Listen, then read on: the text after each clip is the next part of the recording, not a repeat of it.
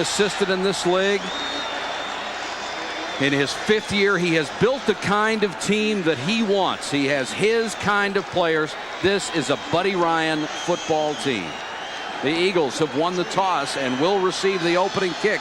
Stoyanovich set to kick, and Thomas Sanders, number 45, the center deep man for the Eagles.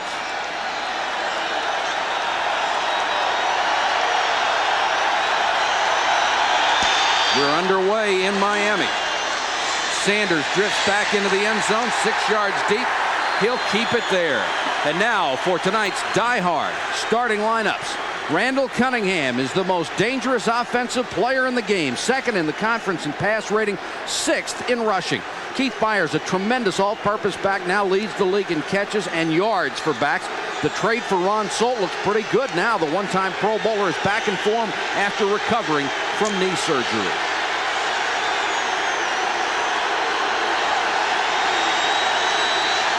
A little chilly in Miami, but the weather should not be a factor at all. Heath Sherman gets 3 and stopped there. The Dolphin defense is getting a big year out of defensive end Jeff Cross. He has 10 sacks. John Offerdahl has been to the Pro Bowl 4 times in 4 years. He's been healthy most of this season. Leads the team in tackles.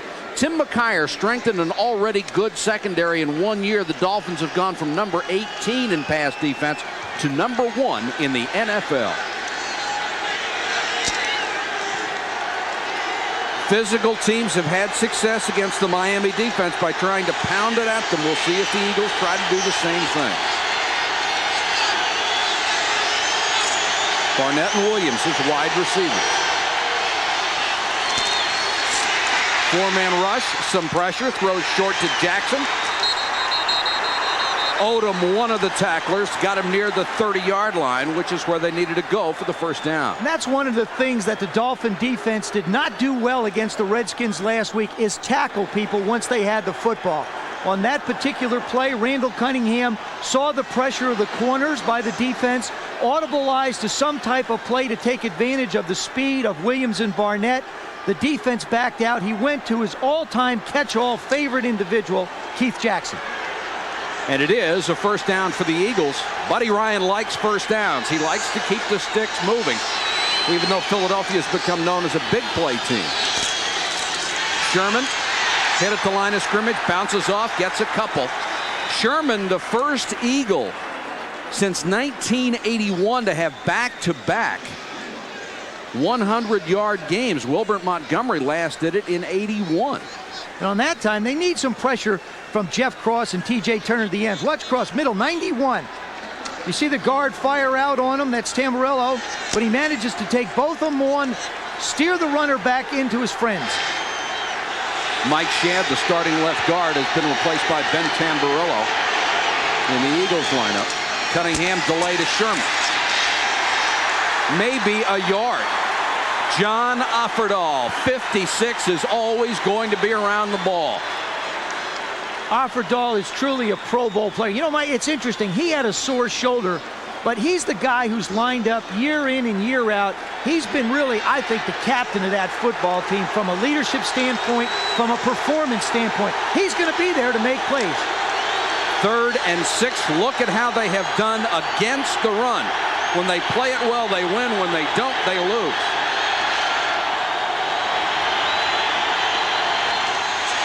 Three-man rush. Here's where he's most dangerous. And they got him, and it may be shy of the first down. That defense collapsed. Sean Lee, number 98, was in there. Jeff Cross closed on him. And apparently they stopped Cunningham short of the first down. Most football teams want to play Randall Cunningham what we call a spy. Somebody, either a linebacker or a defensive back, that will be responsible for him on 3rd down in man-to-man situations. That time, the Dolphins just went with their front people. They're not going to spy Cunningham. They feel like they can put pressure on him with just the people up front. Jeff Feagles, who had a concussion last week on a block punt, is kicking to Scott Schwede. Beautiful kick, drives him back to the 12. Schwede has a seam and stumbles to the 30-yard line. A 22-yard return after a punt of 53.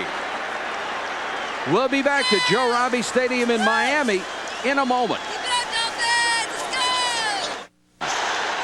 And they'll start it on the ground.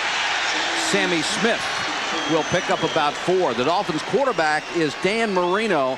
He is working on his 7th 3,000-yard season, which would be another NFL record for his collection. With Mark Clayton hurt, Mark Duper has to carry the receiving load. He only needs 3 catches for 3rd on the all-time list for Miami. The Dolphins used the draft to upgrade their line. Richmond Webb was their #1 draft choice. He's done an excellent job as a rookie on that line. 2nd and 6.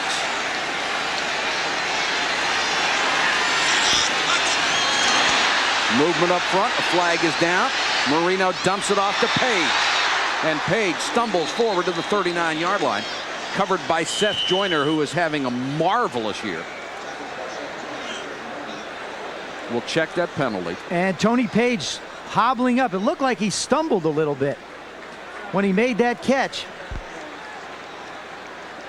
Marino told me earlier this week, he said the Eagles, they're such an aggressive style of defense, so we can use the hard count to our advantage. They'll jump offside 5-6 times a game. Offside, number 96 defense, still 2nd down. Clyde Simmons, the right end. You figure 5-6 times a game. That means you're going to pick up 30 yards cheap, at least, against the Eagles. How long are they going to let you quarterbacks get away with that stuff? No head bob. Only when you're young. See, like in your first year, you get called for head bobs. After you become a vet like Dan is, it doesn't exist anymore. Mark Logan, number 20, has come into the Miami backfield for Tony Page on 2nd and a yard. And Logan will get the carry, has the 1st down to the 41-yard line. The Eagles have a great front line on defense. Reggie White double and triple teamed. He still makes impact plays. Seth Joyner is just having a brilliant season. He's the club's #1 tackler. He's become a team leader. Wes Hopkins was an all-pro before knee injuries cut him down. 1.5 years out of the game. He's playing his best ball in about 5 seasons. This is a gambling, go-for-broke defensive style. Little change up for the Dolphins on 1st and 10. They're going to go shotgun. 4-man rush. Pocket collapsing. Marino throws too high, intended for James Pruitt. Pruitt was a player that they cut and brought back. They have lost 3 of their top 4 receivers, Clayton, Banks, and Andre Brown, all injured, leaving only Duper as a recognizable receiver. Pruitt, of course, had been with the club before. They brought him back because he knows the system. It really is. And also, that really affects Dan Marino. When you're a quarterback, as it did me, when I got in trouble, I'd look for Art Monk. When Dan Marino gets in trouble, he'll look for Mark Duper. Troy Stratford, 23, in for Miami on 2nd and 10. Out of the backfield, catches the ball wide open. 40-yard line of the Philadelphia Eagles. Andre Waters pushes him down after he made the tackle. A gain of 19. When you've got a blitzing style of defense, the thing you want to do is let them cover the outside people, but isolate your back on linebackers. Here's a case where Stratford comes out of the backfield, and there isn't anybody around. Obviously a blown coverage. Now we get a little bit. I don't want you to go any further. Andre says that's far enough. That's the 25th catch Stratford has made this year. 88 was his best year. He caught 56 coming out of the backfield. Good opening drive for Miami. They've reached the Eagle 40. Marino with plenty of time, floats it near sideline and overthrown, incomplete. It was intended for Garrett Limbrick, first-year player out of Oklahoma State. And Joyner was on the coverage. And there's Page. Working on his knee. It looked like when he caught the ball, that first pass that Marino threw, he twisted a little bit trying to get up the field, just went down like a light 240-pound ton of bricks. They did an informal poll of players down here, and it might be hard to believe that Tony Page turned out to be the MVP from his teammates. They said he was the most valuable player on this team this year. These guys like Marino and Offerdahl, it's a little surprising. 2nd down, they go with the delay. Smith down to the 34-yard line. Byron Evans, the middle linebacker, and Jesse Small, the right outside backer, made the stop. A lot of times what you want to do with defense, especially somebody who's aggressive, is let them make a commitment. Watch the Eagles. They're going to make their commitments. They now have assumed their lanes, okay? Everybody sees where they're going. Little bit of a cross action in the backfield. Gives Sammy Smith a chance to run to where the Eagles have vacated the hole. Smith has been very up and down this year. There have been times he hasn't been able to get out of his own backfield, and other times he's been terrific. 3rd and 4. Jim Jensen, number 11, is in. Instead, Marino throws complete to Schwades at the 29-yard line. It's another Miami first down. Schwades out of Syracuse, re-signed a couple of weeks ago. Tough to fool a veteran quarterback. Marino has seen it all, especially in a shotgun. That's William Frizzell. He's going to come off. He's going to turn around, just make the catch, and Marino's going to have the easy completion. Watch the read. There he is, coming off the edge. See? Puts his hand up, says, yo, Dan, I'm here. Marino, in a far different way than Cunningham, is so much fun to watch. He's got that beautiful delivery. Smith out of the odd play action. Marino goes deep, wide open. Touchdown, Tony Martin.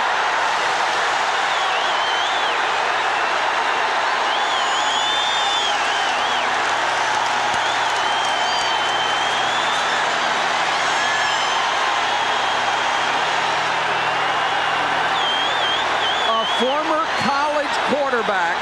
He gets his 2nd touchdown of the year, and Marino was perfect. He absolutely was perfect. Good play action fake to hold the linebackers. Good little move by Tony Martin. He winds up catching it for 6. Stojanovic, who has not missed a point after, is on to try to make it 7. Scott Sekiel's the backup quarterback, his holder. And the Dolphins break on top. A confidence booster for that Miami offense. They have taken a 7-0 lead over the Eagles. 13 to go first quarter. Mike Patrick and Joe Theismann with you from Miami, where the Dolphins have taken a 7-0 lead. Stojanovic set to kick it off. And Thomas Sanders, the deep man on kickoffs. Anthony Edwards had been doing the job, but blew several assignments against Buffalo on kickoff and punt coverage, and gotten Buddy Ryan's doghouse in a hurry. So Sanders is back there as the deep man. He's got a Texas A&M, a free agent this year. Anything that has to do with kick returns has been a nightmare for the Eagles this year.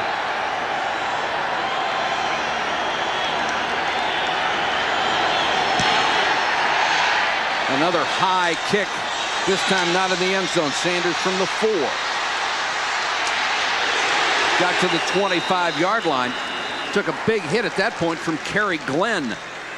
On that touchdown pass from Dan Marino to Tony Martin. Watch right here. This is Ben Smith. He's going to play off, and Martin's going to do a little stumble and then just take it right up. Good play action fake, holds the linebackers. Marino manages to get it up in a hurry.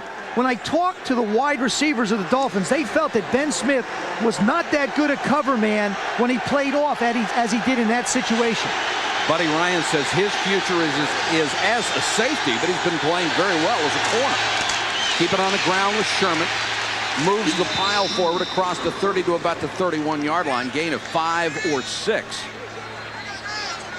Here's a look at the pass. Marino with all the time. Great job up front by the offensive line. He just puts this baby on a frozen rope. Now, Tony Martin, if you remember last week against the Redskins, had a similar opportunity and dropped it. That was a negative confidence builder for the Dolphins. The Redskins went on and blew him out. 70-yard drive, 4 minutes. And very impressive, something they wanted to do against a physical defense. 2nd and 5, Cunningham under pressure. Wants a screen and just threw that one away.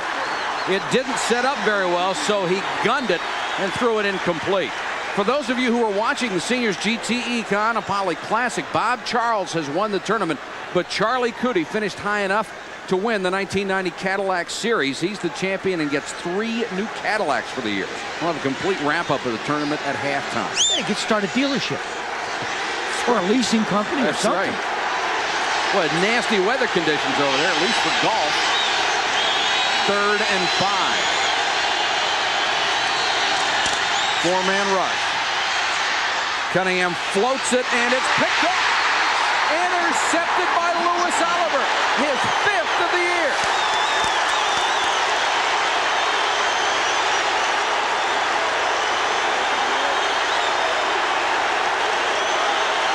That is only the 10th interception Cunningham has thrown this year as opposed to 24 TDs. And I don't care who you are at quarterback. Randall's a great quarterback. Watch this. See, he throws this off balance. You can't throw everything going backwards. This ball just sails on him.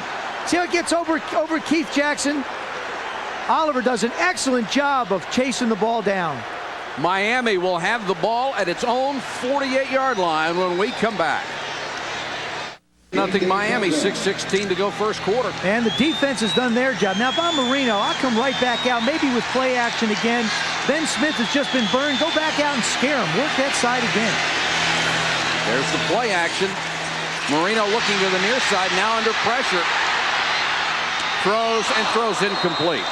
Well, he's not Randall Cunningham, but he's able to move enough to get out of trouble. Intended for Martin that time on a comeback route. Well, you know, here's a statistic, one of those little babies out of the air. The 3 games that the Dolphins have lost this year, their quarterbacks have been their leading rushers. Scott Schwade's twice, Dan Marino in the first game. Or Sequels, excuse me, not Schwade's. He's a wide receiver. Which is a little scary that Marino would be your leading rusher. Had 14 yards as the leading rusher. Sequels and the other one had 16 and 17. And those were the games where Sammy Smith did absolutely nothing for this club. 2nd and 10. Pruitt is in the game as the 3rd wide receiver. Here's the blitz. Marino unloads, complete to Limbrick. He'll gain maybe a yard. Stuffed by Andre Waters. One of the change-ups that the Eagles like to do is put Reggie White on the nose. They feel like if Marino's going to take 3-step drops, why not have White close? Look at this job he does. One quick swipe of Alexander, and he's gone. And look at how quick he gets back. Andre Waters coming up. Big, clean tattoo. Reggie told us yesterday it's so frustrating to be double and triple teamed and not be able to get the sacks, but it leaves somebody else open.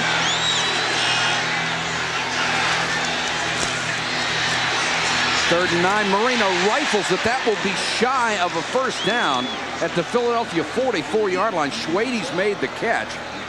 Frizzell was one of the players for the Eagles uncovered. One of the keys for the Dolphins tonight is going to be not to take negative yardage early. They're going to get the ball off quick. They're going to be able to complete 7- and 8-yard passes, but they're not going to be able to have a lot of time to put the ball down deep. 4th and 2, and guess what? The Dolphins are not sending on the punt team. What they may do here is try to draw the Eagles offside. Either that or Don Shula is really set for it. I think Don Shula is taking a chance. I believe that this is for the confidence of his football team. His defense is playing well. Now let the offense go out and show they got something to prove. Play clock down to 1. Marino got rid of it. Throws deep. Complete. Duper. Down inside the 10-yard line. What a call, what a play, 38 yards, Ben Smith made the tackle. Become very obvious who the Dolphins want to work on tonight. Ben Smith moved from safety to corner. Heck of a football player, but still struggling out there a little bit. Duper just puts a little shake and bake on him and goes on up the field. Great concentration, perfect throw by Dan Marino. It looked like he wanted to throw either to Sammy Smith or Garrett Limbrick coming out of the backfield and then look deep for Duper. Perfectly thrown ball. 1st and goal. Smith behind Limbrick to the 4, fumble the ball. Looked like Miami got it back, and they did. Oh, my goodness. Farrell Edmonds is sitting on the ground after his block, reaches out his left hand. He says, hey, guess what? Here's a football. What a heads-up play by Farrell Edmonds. What a tattoo by the Eagles secondary. Watch this. Left side of your screen. There comes the ball flying out. Boom. Waters knocks it out. Right part of your screen. Farrell Edmonds goes, wait a second. That looks like a football. I'll take it. This is what's known as putting your hat on the ball and reaching out and saying, I think I got one. Still 2nd down. Goal from the 6 now. Marino incomplete. Almost caught by Pruitt. Waters was there along with Jesse Small. Pruitt shaking his head, going back to the Miami huddle. He only had 5 receptions coming into the game. Watch this. Pushes into the end zone, pushes back, There's a catchable ball. Absolutely a catchable. I'm not sold on those gloves they wear, I got to be honest with you. They're sticky and slidey sometimes, and that one, the ball went right through his hands. You can't feel the ball with it. Marino had lost confidence in him before he was cut, and that will not help his confidence in Pruitt. 3rd and goal. Watch out for Jensen down here. And that was going to be intended for Jensen, but he cut toward the near side, and Marino threw inside and shakes his head as Jensen turned around and looked at him. You see Dan Marino and Jim Jensen discussing it as they come off. Now, Jensen's not going to be used a lot tonight because the Dolphins don't want to substitute on 3rd down because the Eagles change personnel. Marino would rather know who's lined up without the substitutions and play with their normal personnel. Stoyanovich will come on to try the field goal of 24 yards. He's had a great year. 17 of 19. His only misses came from 44 and 53. And the second-year man out of Indiana connects again. There's a flag down on the play, however. Remember, it was 4th and goal from the 6. I don't think Coach Shula wants to gamble with 4th and 3 from the 3. No. I think, you know, that little flip of the hand there, I think that means a foot. Go ahead. Flick that thing over there. We're going to kick it again. Offside. Number 46 defense. Penalty will be declined. Field goal is good. Jerry Seaman makes the call, and the Dolphins now on top of the Philadelphia Eagles. Our score 10-0. And last week against the Redskins, they did also. So this game's going to be very important for us to not only for our stretch as far as getting into the playoffs and like coming down the home stretch here, plus the fact that, you know, they are a good football team. They're very physical, so we have to prove that we can be physical also if we intend on winning some games down the line in the playoffs. They've proven it so far. They lead 10-0, and once again, the Eagles in the midst of a bad first quarter. You'll remember last week they fell behind to the Buffalo Bills 24-0 before staging a big comeback and finally losing it. Somehow or other, you just don't get the feeling that the Eagles are going to be concerned falling behind early in a game. But you know, you can't do it all the time. It's not like a light switch. You can't turn it on and off. Stoyanovich to Sanders at the 5.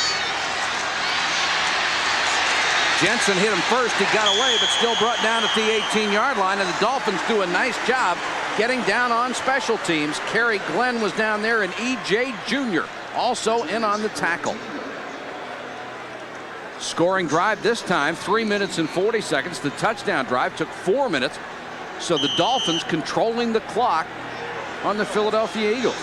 You talk about not doing well against physical teams. The 49ers, until last year, had a rap that they weren't physical enough. Look what they've done.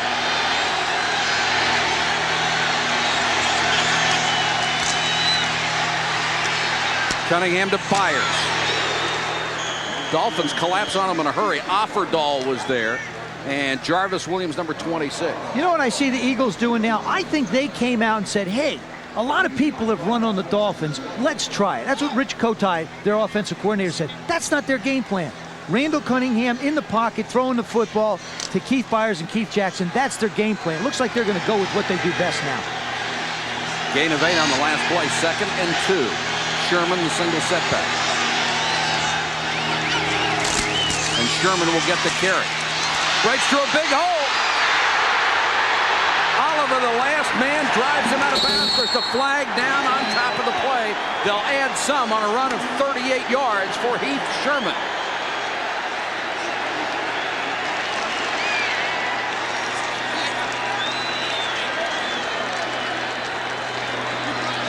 There's a face mask going to be tacked on. Heath Sherman had 11 carries last week, rushed for 70 yards, capable of breaking the big ones. Left side of your screen, look at this hole. They caught the Dolphins in man-to-man coverage, but there's the problem. They've been plagued with it. Last year they were plagued with it, and T.J. Turner had a shot at making the tackle and didn't. And if they don't wrap up and tackle people, you're going to see the Eagles running around all day. They also had the strong safety Jarvis Williams up the line of scrimmage, and Keith Byers blocked him out of the play. Good look at Sherman, who's already gained 51 yards tonight, and that was his longest run of the season. You can call defenses, you can get players in the right place, but you can't tackle for them.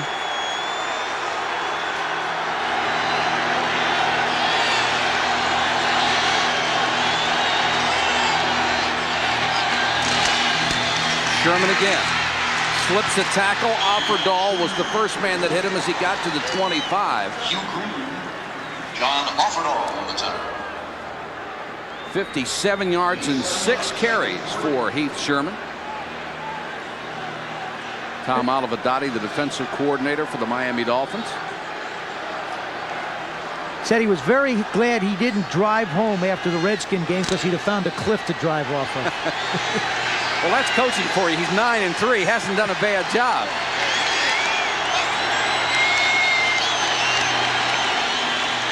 On 2nd and 3, Cunningham throws complete. Williams driven out of bounds over there by J.B. Brown, the second-year man out of Maryland, who had such a tough time with Art Monk a week ago. J.B. was very disappointed. Went to school at Maryland. You know, he was drafted in the last round, the 12th round back in '89, but has played so well coming out this year. And I really believe that the guy on the other side's given him a lot of confidence. Tim McKyer. We'll give you a few of his little pieces of information as we go. Brown is the lowest round pick to start for Miami since 1970 when the draft was 17 rounds. Sherman working on that Dolphin middle. John Offerdahl again on the tackle. Nice block by Ron Heller that time. That's the end of the first period of play from Joe Robbie Stadium in Miami. So far, it's all Dolphins. They're up 10-0. Rule for the Dolphins. They're a tough ball club. They've played some tough teams. They wanted to reestablish the fact that they are a good defensive team. And listen, when you put the pressure on Dan Marino to throw the football, he's got the numbers to back it up and think that pretty good things are going to happen. We haven't seen the big play from Randall Cunningham yet, but we will. Oh, yeah, there's no question. You're going to see at least one, maybe two. When Randall starts to run around, everybody holds their breath.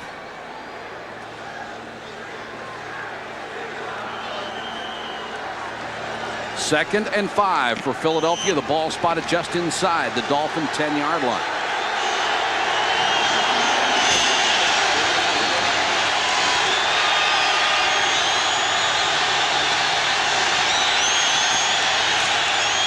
Byers hit in the backfield and wrapped up. John Offerdahl with a huge play. Missed him, got him back, and you saw the leg out there. If he got away the second time, he'd have tripped him. Yeah, you can't. He'll catch him with his hand going to the left, his foot going to the right, underneath trap play. There you see the guard pull. Got a little bit of lead, but look at Offerdahl fill right inside. You can't outrun him. Does a great job of pursuing. Now there's the left holding on to him. So wait a second, hold it. You can't go back that way either, Keith. Byers has only carried the ball 26 times this year. Offerdahl going to his 5th Pro Bowl this season. You can believe that. 3rd and 12. Cunningham takes off. Down to the 4-yard line. He is very close to the first down. It depends on the spot. Lifford Hobley was the first man that got to him. That's where he is the most dangerous, and he got the first down. He's a defensive player's nightmare. I mean, here's a guy, 3rd down and a ton. Watch this. He goes back. He's got run in his mind. He never even thought about throwing the football. But watch this. Just when he knows what he has to get, he puts the ball, covers it with 2 hands, and leans in to get the first down. Reggie White told him yesterday when we were sitting in a meeting, he said, hey, don't you go doing that. You're messing with my money. It's funny, he's a multimillionaire now, but Buddy Ryan says whatever we pay him, it's not enough. Got maybe a yard. The Dolphins, led by Hugh Green, number 55, collapse on the running play. You know, you may try anything you want down here, but you got to get the ball in the hands of Randall Cunningham. There he is, 3 for 5. Had the one INT. Marino's got the touchdown. I mean, as we talked about, it's going to be Dan Marino throwing the football if the Dolphins have a chance to win. 2nd and goal from the 3. Eagles have done a good job in this situation all year long. Byers and Sherman in the backfield. Cunningham to Byers. Almost intercepted, but it's a touchdown. Tim McKyer thought he had the ball, and it went right by him. It went right into his chest. What happens is Byers sticks one hand out. McKyer's ready. He's going 95. He's already got the car won for MVP if they had one. Watch this. Randall Cunningham totally misreads this defense. Look at that. One hand. Now McKyer, look at.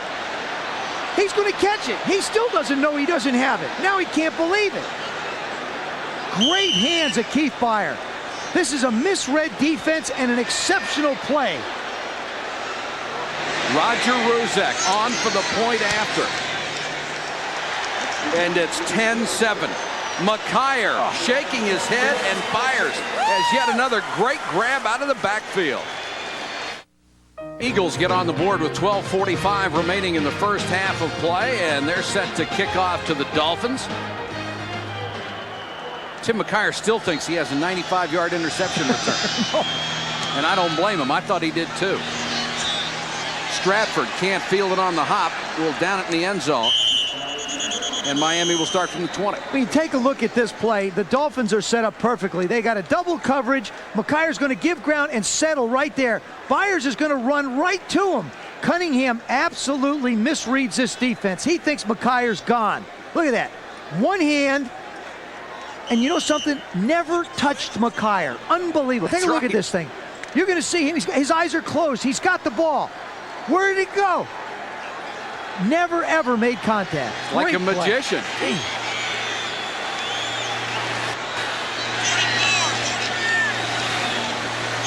Smith and Limbrick are the backs. They split behind Marino. Marino unloads, completes it to Duper, and he's knocked down by Eric Allen. Hope you'll be with us next Saturday. It's a special edition of NFL Game Day at 11:30 Eastern. Then on Sunday, we'll be back to our regular schedule. Game Day at noon Eastern. Chris, Tom, Pete, Fred, Joe, everybody. 7 o'clock, they're back with a complete wrap-up of all the action on primetime. Then at 8 o'clock, Joe and I will be in the Motor City to check out the NFC Central champion Chicago Bears as they face the Detroit Lions. That first game, the Lions had them beaten, had a chance to kick a field goal in overtime, and let the Chicago Bears get away.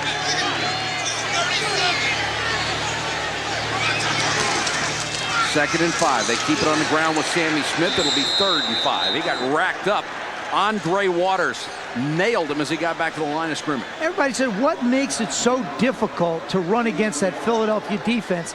They play with 8 guys within 5 yards of the line of scrimmage, and there's just no place to go. Look at the right side. You got 5 guys on the right side, got everybody blocked, but here comes the safety. There's the safety filling. That's the factor that you can't account for. 3rd down, call it 4 for the Dolphins.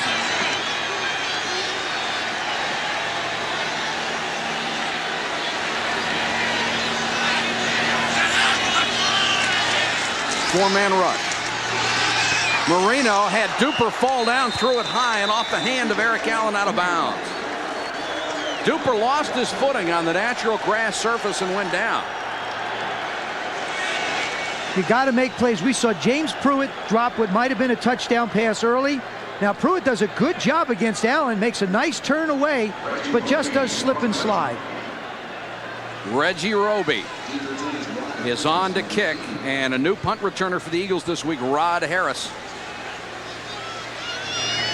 Out of Texas A&M, waved by the Cowboys. High snap.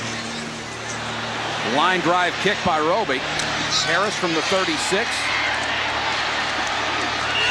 And got back to the 48-yard line. That will please Buddy Ryan to no end. A 12-yard return after a punt of 38. Jim Jensen made the tackle. Half of play, Miami by 3 over Philadelphia. No love lost between the coaches in a preseason game this year. Buddy Ryan stopped the clock with 1 second left to kick a meaningless field goal. At least it was meaningless to the Miami Dolphins. Don Shula said, we'll remember that, and a lot of the players had some nasty things to say about it. Buddy could care less, however. Yeah, and take a look at that graphic. Has more victories than 14 franchises in this league. He's been amazing.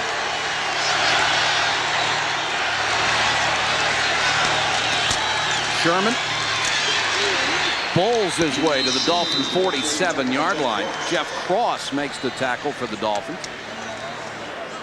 Shule has just been a marvel, of course, chasing George Halas.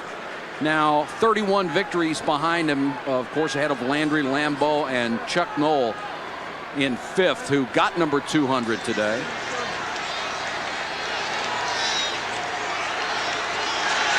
Don just as intense as ever. Cutting to throw on 2nd and 4. Here comes Cross, unloads, double coverage, incomplete, intended for Calvin Williams. And Cunningham overthrows. One of the interesting thing about the Eagles, Joe, they're wide receivers, 2 rookies, and Buddy Ryan loves them. Well, they got all the speed in the world. And that's the one thing you have to have in this game. Now, here's just a great job by Jeff Cross on Ron Heller. Just putting a lot of pressure. All he wants to do is let Randall know that he's nearby. Just let him know that he is getting some pressure on him, that he is in the area. Cross was the AFC co-defensive player of the month for October with his teammate John Offerdahl. 3rd and 4. Blitz. Cunningham unloads to Sherman. 1st down and more. Hugh Green can't bring him down. Then he's banged out of bounds by Lewis Oliver. Gain of 20. Randall Cunningham is totally unflappable on the field. As a matter of fact, 3rd and 4 is one of his perfect down and distances. This is where he puts so much pressure on a defense. You have to rush with a little caution because you don't know if he's going to take off. And if you're not aggressive, he can slide it back out like he did with Sherman out of the backfield to make the big play. Oliver, number 25, and Williams, 26, the safeties for the Miami Dolphins, really solidified the secondary. That for so long was a terrible weak point in the Miami defense. And Cunningham is going to use the timeout with 9:45 to go in the half to talk it over with the coaches on the sideline. We have a timeout in Miami. The Dolphins lead the Eagles 10-7. 9:45 to go in the half. Miami by 3. There, Buddy Ryan on the left, Rich Kotite on the right, and Jim McMahon observing from down low in the middle. Rich Kotite has added a new wrinkle. Plenty of new wrinkles in this Eagle offense. Really exciting. 1st and 10. Byers will get a rare carry down to the 25-yard line. From Miami, the Budweiser storyline, Miami outrushing or being outrushed by Philadelphia 78-12. Marino already with 104 yards. The Dolphins scored on a 37-yard pass play. And Sherman, 86 total yards in this game so far. He's run well and caught the ball, 67 of those yards coming on the ground. 2nd and 8.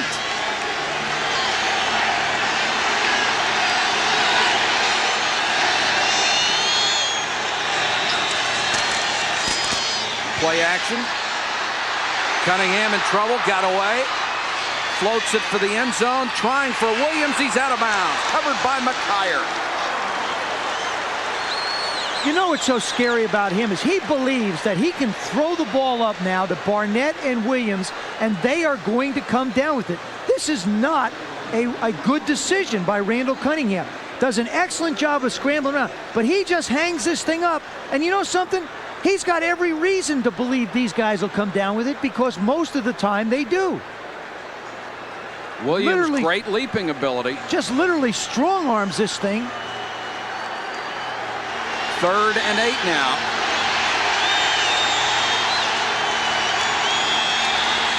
Three-man rush. Cunningham dumps it off to Heath Sherman. Hugh Green takes him out of bounds. That will be well shy of the 1st down.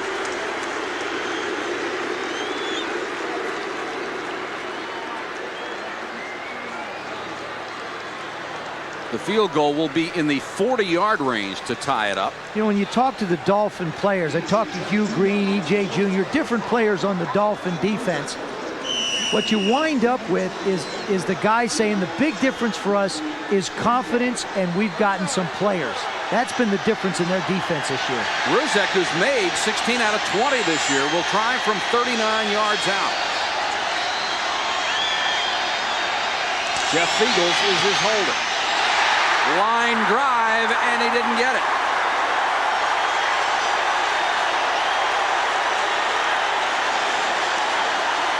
So the Dolphins maintain their lead, 8:25 to go in the half.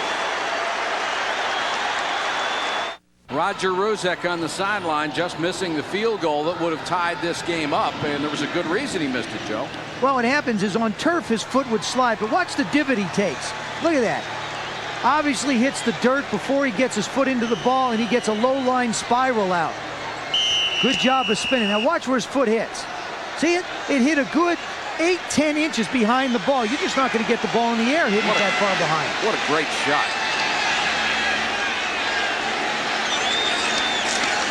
From the 21, Marino to throw. And throws incomplete, intended for Martin out around the 40. Ben Smith again on the coverage. Smile on Marino's face. He sees those Eagle guys go flying by. He can't help but smile. They didn't hit him. That time Jerome Brown putting pressure on him.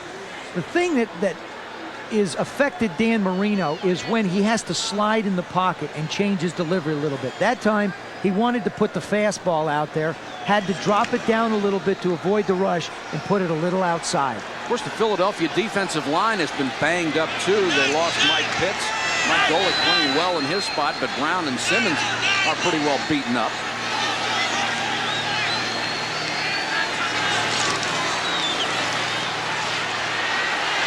Marino with time, guns this one. Farrell Edmonds, the tight end at the 46. Eric Allen brought him down. It's a gain of 25, though.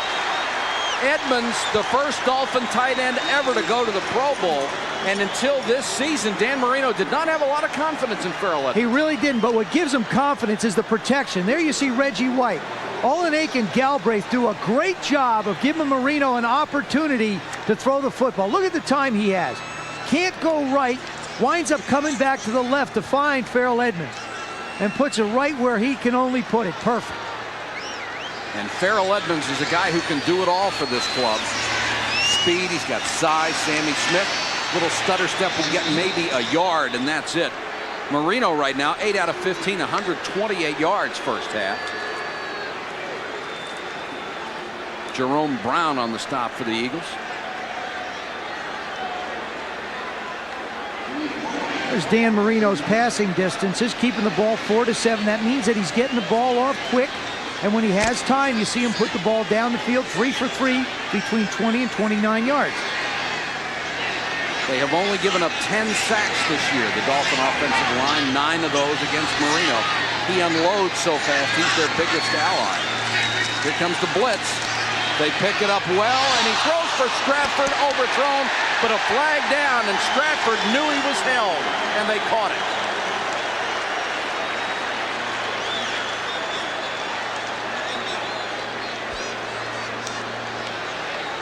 You know, that's just not a bad play defensively.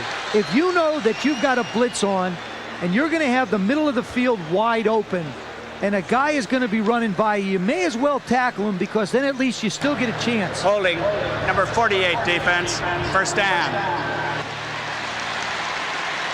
Old West latching on. Right side of your screen. Stratford, right, just coming into your picture. You see him being held, never had a chance. Like I say, that's a good defensive play. Now at least you get a chance to line up, play D again instead of line up, let them kick the extra point. Ball now in Eagles territory for 48, 6:36 to go first half. Marino changing the play. Wants the quick out, it's not there. Now he has to scramble.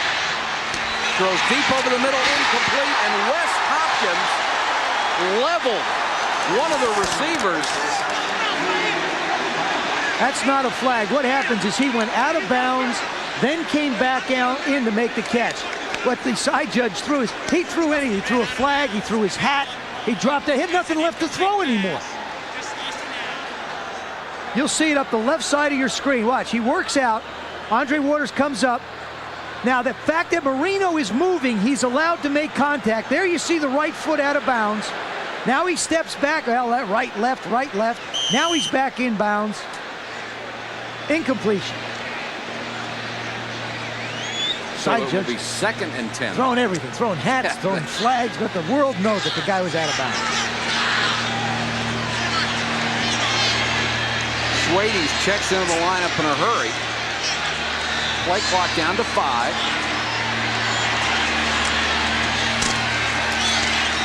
Marino underneath. Duper lost the ball. Dolphins got it back at the 50. Ripped loose by Seth Joyner.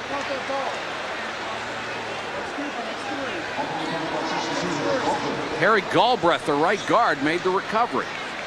Boy, Seth Joyner's just having an all-world year, not just all-pro. Watch this. He pulls the arm loose, manages to get his hand on the ball. Harry Galbraith, just like Farrell Edmonds before, there to save the day. Joyner said this defense, the 46, was like learning Chinese arithmetic. He's finally into it. 3rd and 12 now.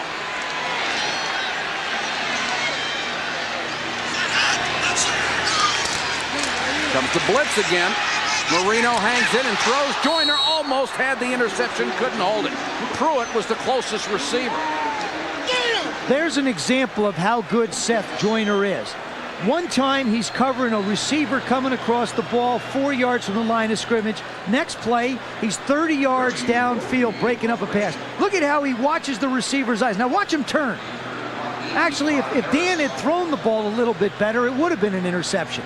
Played it just like a defensive back. Harris waits at his 10-yard line for the punt of Reggie Roby. Good kick this time. Harris up to the 13. Lowers his head and dives out to the 19. A return of 6 after a punt of 38. Buddy Ryan's just got to be thrilled. Harris is their 6th punt returner they've tried this year. I mean, they've gone through Bellamy, Williams, back to Bellamy. Hargrove was there for a little while. Anthony Edwards, and then gone. And then now Harris is there. Joining us for tonight's game, the airship Shamu, appearing today on behalf of the SeaWorld Parks. 194 feet long. Shamu is the largest flying, one of the largest flying blimps today. A flying fish? A flying Shamu. Very big flying fish. 1st and 10 Eagles inside their own 20. Sherman on the toss. Gains about 2. T.J. Turner, number 95, moved over from his left end spot to get in on the tackle. Football teams have characters. They have different type of character. A run character, a pass character. The Redskins, for example, they're the kind of football team that wants to run to set up a big play passing. The Eagles, for them to want to run the football, even though it's a vulnerable part of the Dolphin defense, just won't work. They're not that patient a football team. They are number 2 in the league at running, but that's because of Cunningham. Fires. Broke the tackle. Offerdahl has him. Got some help from Lewis Oliver. And they bring him down at the 26-yard line. It will be 3rd and 4. The Dolphin defense pounded a week ago. 476 yards in total offense they gave up. They are still number 2 in the National Football League overall defense. They are number 1 against the pass. And the Eagles working on 100 yards rushing already. But it's only translated into 7 points.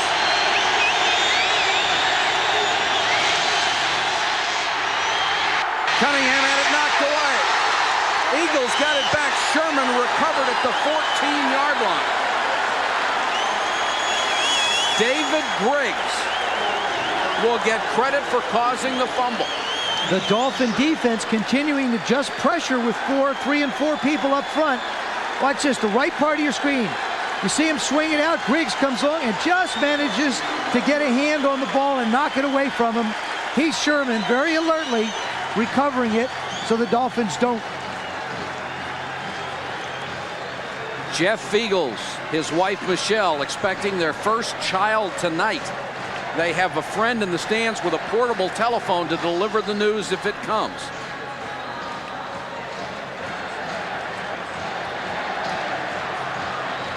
Miami has stopped the clock with 3:44 to go. I got to believe this is a super opportunity to go after the punter. Feagles has had 2 blocked, 1 last week where he suffered a concussion. Mike Westhoff, the special teams coach of the Dolphins, has a lot of different ways to try and put pressure on a punter. This would be a great opportunity to do it.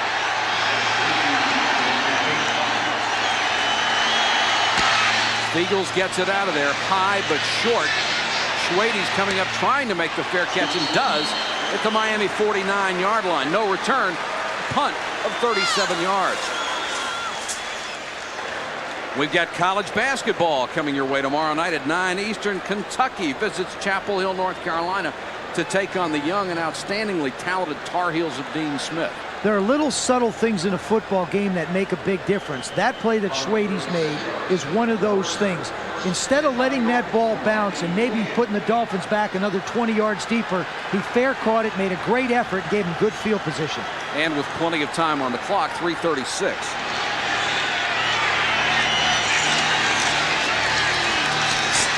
Marino again with time, throws near sideline to Duper, complete for a first down. Joyner and Smith were in the area. It's a gain of 14. It's no secret what the Dolphins want to do. They want to just put the ball up in the air. The play action faking is actually one of the best pass protections you can get. Marino using it very effectively.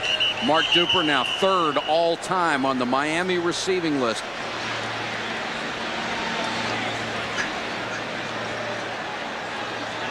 And we've stopped the clock.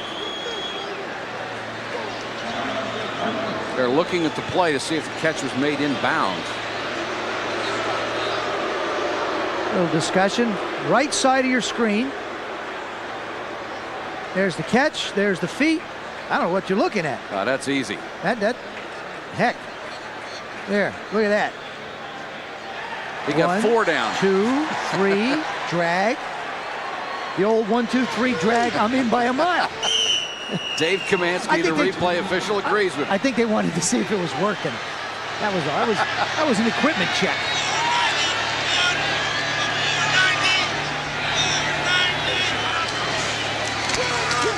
That's Logan, the fullback. He'll get maybe a yard, no more. Stopped immediately by Jerome Brown out of Miami. Keith Sims getting himself a little lesson in how to handle an aggressive tackle. There you go. He tried. Jerome Brown just goes right around him.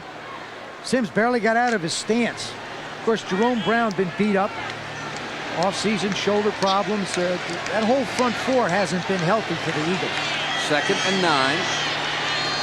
Stratford is in the backfield for Miami.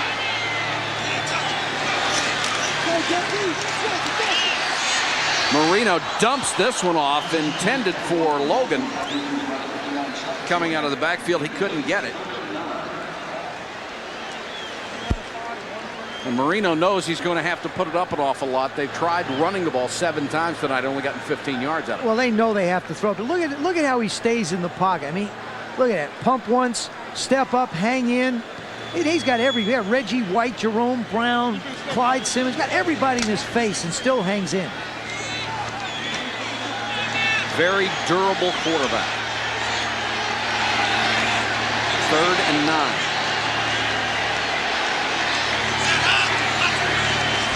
Blitz.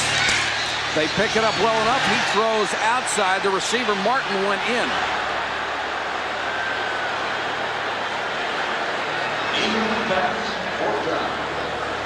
Marino will talk to Martin. But that's what a Buddy Ryan defense does, is they come at you. First they lay off, then they put pressure on you.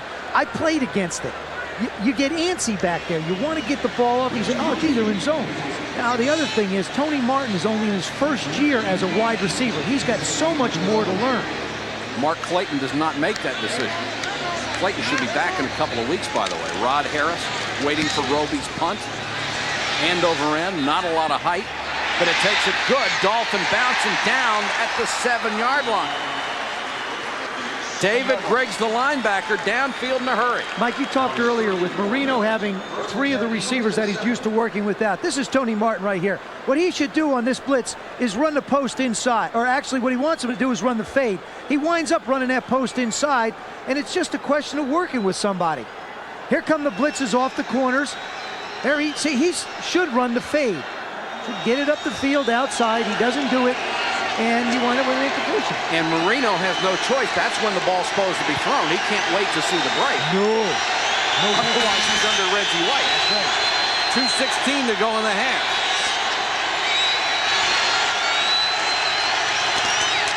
Eagles will keep it on the ground. Heath Sherman moves the pile forward to about the 11-yard line. Offerdahl, again, one of the players in on the tackle. And the clock will wind down to the 2-minute warning. On a Sunday night from Miami, it's the Dolphins over the Eagles, 10-7. First half from Miami, the Dolphins leading the Eagles by 3. Mike Patrick and Joe Theismann and our entire ESPN crew with you. And now the Eagles will go to their 2-minute drill. There you see how productive they've been in the 2-minute offense. 6 touchdowns, 1 field goal, 14 possessions, the most in the NFL. This is where, if you're a fan of football, you get a chance to see a show, because you know you got to have the ball in Randall Cunningham's hands.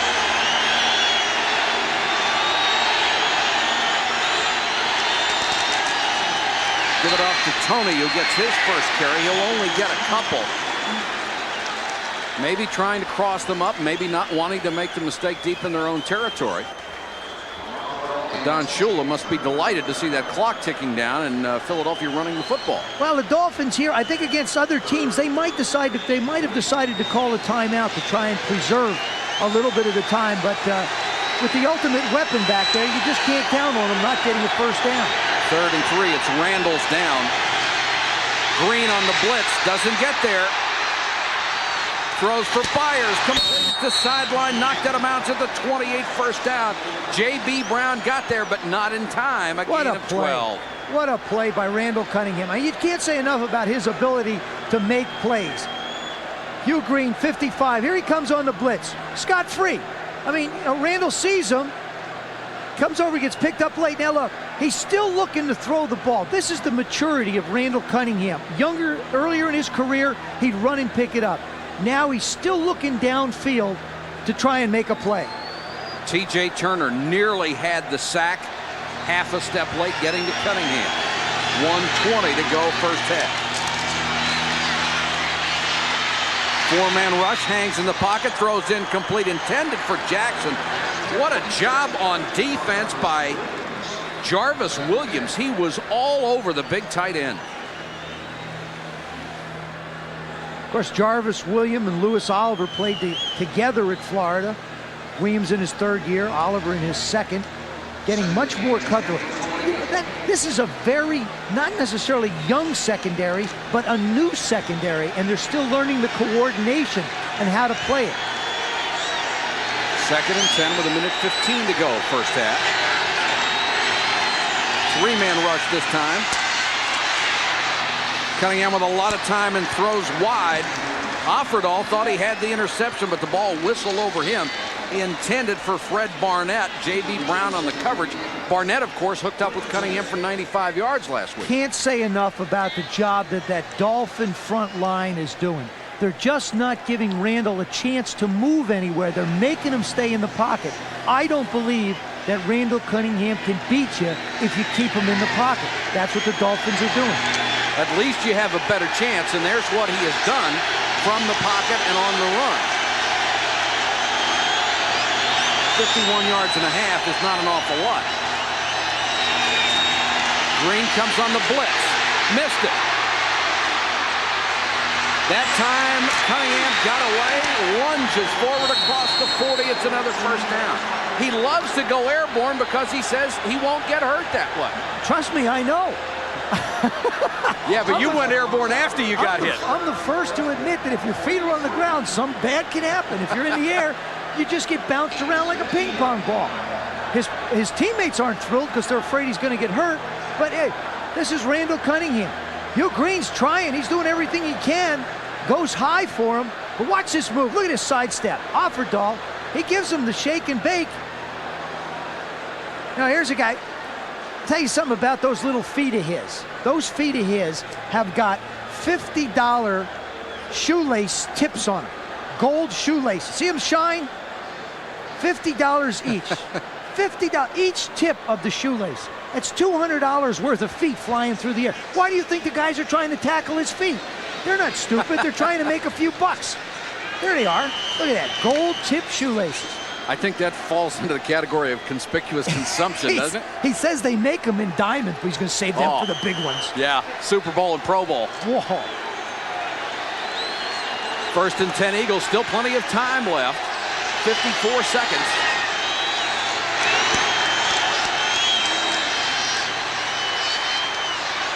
Cunningham with all day to throw this time. Intended for Jackson. May have been tipped by J.B. Brown. Looked like he got a fingertip on that ball. Nice job by J.B. Brown. You're right, Mike. He just manages to tip the ball away. J.B. was picked on a lot last week. Watch this. Just a fingertip away. No, maybe it got Jackson's fingertips. Maybe just the thought of a fingertip scared away. See it? That's Barnett, not Jackson, of course. Having his hand up in his face doesn't hurt, though.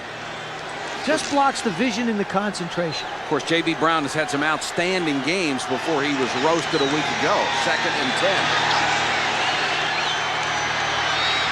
Cunningham wide open up the middle. Offerdahl got him this time, but he reaches the Miami 48-yard line, about half-yard shy of a first down. Cunningham now 42 yards rushing. Right now he's wasted 10 seconds. Right now he's wasted 15 seconds looking at the sideline deciding what to do. They'll go for the first down, and they get it with 18 seconds. Clock still running down to 17. That's lousy management of time. They had wasted almost 18 seconds because the clock was at 38 when it went down. Now it's at 17. Took them 21 seconds to run a quarterback sneak to pick up the first down. They could have at least run 2 more plays by preserving the time. Coming up at halftime, Chris Berman with highlights of all the games played today. We'll have a recap of the Senior PGA, the Kaanapali Classic wrap-up, and who did what. And Joe will be back with his first half analysis. The Eagles have no timeouts left now, and they are at the 47-yard line of Miami with only 17 seconds to go. Jeff Cross went into the Dolphin locker room early. He has an unspecified injury. We'll try to check on him for you. Well, what do you do with 17 seconds left? I think what you try and do is hit one of your fast guys somewhere around 20 yards. Let him run across the field and pick up enough yardage so that you can let Randall run around and throw the old alley-oop. And the guy he probably will try and get the ball to will not be Barnett, but Williams, because Williams is the better leaper. Williams can really go up after it.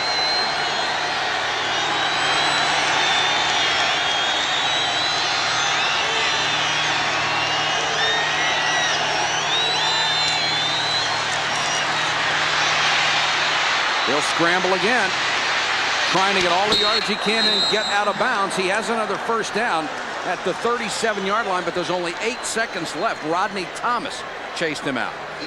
You know, to call him a running, they have to come up with another position for him because he's not a quarterback. He's not a running back. He's somewhere in the middle. The Dolphins doing a good job, not giving up anything deep. Watch the move he puts on. A little right foot, left foot, and split the defenders. Look at that.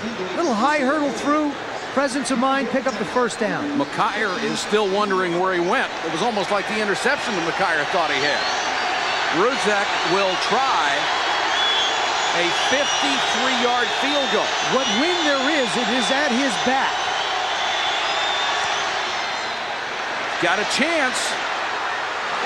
Roger Ruzek, who earlier missed, kicks the longest field goal of the year for the Eagles. 53 yards. Well, he didn't have any trouble with the turf that time. No, and I'll tell you something, Mike. It doesn't look like it on the field the way these guys are throwing the ball around, but there's a pretty good breeze blowing from right to left behind him. As I walked around out on the field, this is where he was hitting them from in practice. This one's as true as can be. That is the longest field goal of Roger Ruzek's career, 53 yards. With room to spare.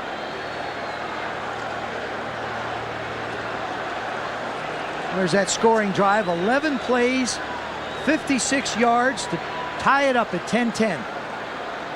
Cunningham has passed for 54 yards and rushed for 54 There's yards. Old Glory telling us how the wind blows. And it's a little chilly for Miami. No, it's nippy. It's cold. It's more than chilly. It's supposed to be 70 and balmy. It's not. It's chilly. That was my Chamber of Commerce version. Yeah, well, I'm telling you, it's chilly. So 2 seconds left, and the Eagles will kick it off. See if they'll go with the squib kick. Eagles again proving that 2-minute area. They just love to have pressure on it.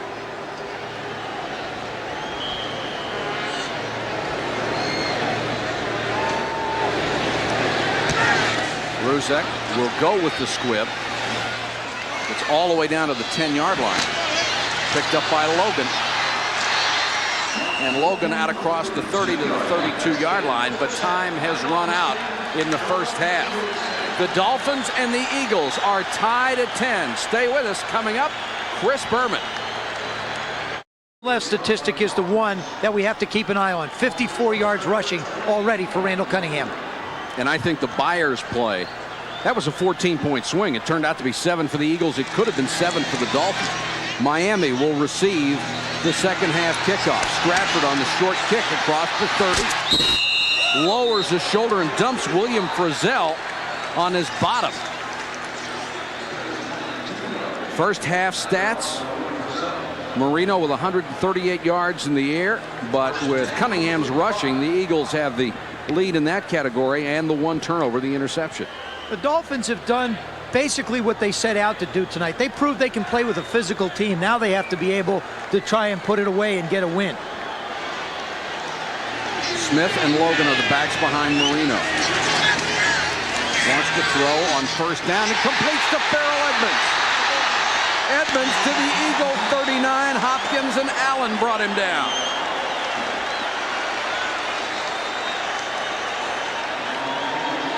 Dan Marino just sets, loads that gun and fires. Watch him, his setup. Look at him pull the trigger. That's as tight as you get a spiral. Just when you think you got it, you don't. Farrell Edmonds really coming on. Seth Joyner had a shot at the interception, a hand length short of knocking it down. Smith wrapped up in a hurry. Jerome Brown then lost him. Smith stays on his feet, gets down to the 39-yard line. Fine effort by the second-year man out of Florida State.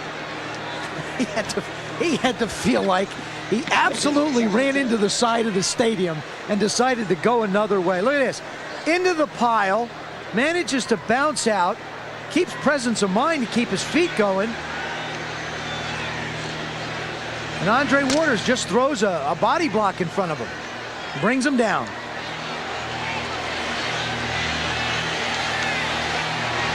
Turns out to be no gain at 2nd and 10. Marino, little play action. Wanted Stratford out of the backfield. Couldn't find anybody. Now throws to the sideline. Incomplete. Stratford, the closest one to it. Reggie White putting on the pressure. You know, it's interesting. In this game, the Dolphin defense is trying to take away the wide receivers of the Philadelphia Eagles. So we see Cunningham going to the backs and trying to get to Keith Jackson. On the other side, the Eagles defense, they take away the backs, basically the inside receivers, and say, hey, look, if you want to beat us outside, we feel, and they're cocky guys. We feel like, hey, try it if you'd like. Tony Page, of course, was injured very early in the ballgame. Has not been able to come back. He has 31 catches coming into this game. They'd like to have him. 3rd and 10. Marino hit from behind and sacked by Clyde Simmons. Only the 10th time this year that Marino has been sacked. Simmons got there in a hurry. That's 5.5 for him in 1990. Richmond Webb, one of the new kids on the block, as they call themselves down here in Miami. There he is. He sets, gets a hand up. Give a little bit too much ground. He's going to have to stand a little stronger and a little taller to keep that rush away from Marino. Roby to punt on 4th and 19. Boy, this is up a mile and bounces sideways out of bounds at the 25-yard line. A kick of only 23 yards for Reggie Roby. There's a timeout with 13:03 to go, 3rd quarter. We're still tied at 10. In Miami. This is a great facility. Seats more than 70,000 people, but it is a very cozy atmosphere for a football game. Eagles take over from their own 25. Sanders in the backfield for the first time. He'll get a carry. Breaks out of the pack. 40, 50. Miami 40-yard line, and inside that, Jarvis Williams took him out of bounds. Thomas Sanders, 38 yards, only the 5th time he's carried the ball this year. Well, the Eagles continuing to do what they did in the first half. They want to run the football on 1st and 10. Other than in the 2-minute drill, they've run the ball 10 times on 1st and 10 and only thrown it once, and here they come out again. Sanders does a good job of bouncing off the pile, and when you get pursued in one area and come out of a hole the other way, the only guy left to catch you is a defensive back. If you recognize the name, it's because he spent 5 years with the Bears as a blocking back. And a backup to some great runners. Sanders again, pounding inside the 35. Got to the 34-yard line. Offerdahl again along with Jeff Cross on the tackle. Rich Kotite, the offensive coordinator, talking to Randall Cunningham about him. All the guys on offense really are excited about what he's brought to the offense. They change up every week. They add a new play here, a new play there. They said it's really become exciting to go out and try something different and new. Philadelphia has now rushed for 171 yards. Miami, 15. Sanders again for the 3rd consecutive time to the 31-yard line. Jeff Cross again, who's had a big game at defensive right end, makes the tackle.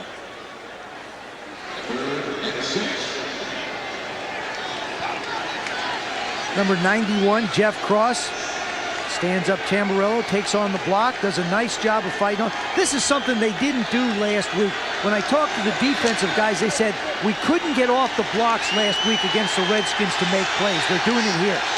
3rd and 6. Tony, number 25, is in the Eagles' backfield. Cunningham with plenty of time to Byers. That's going to be shy of the 1st down, though. Boy, Griggs was all over him along with Williams and Offerdahl. Byers is just a terrific receiver. Came into the weekend leading all running backs in pass receptions and yardage, and he's shaken up on this play.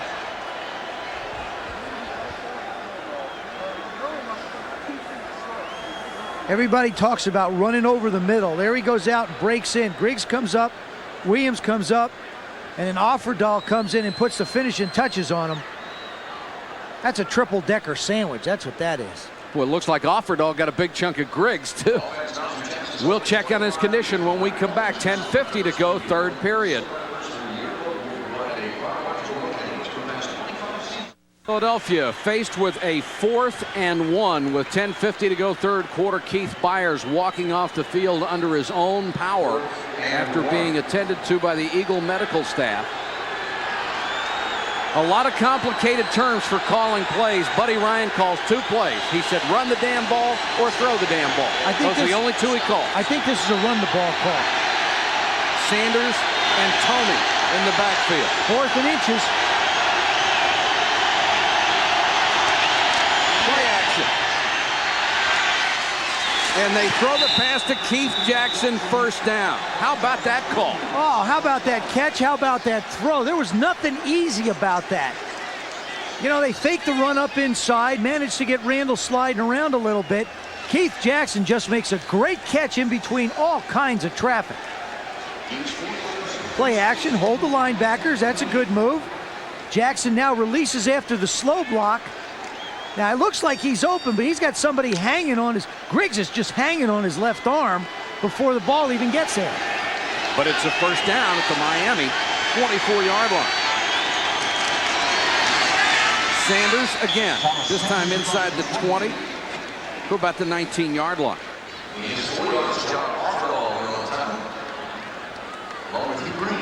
Byers on the sideline in some obvious distress. 2nd and 6. What hurt the Dolphins last week and in the other games that they've lost is time of possession has not been in their favor. You can't leave that defense out on the field too long. You got to stop them. You got to make a big play. Plus, Marino can't hurt you when he's sitting down.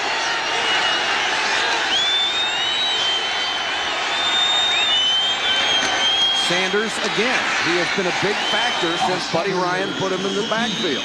He's down to the 15, Offerdahl, who has been tremendously active tonight, came in as the #1 tackler.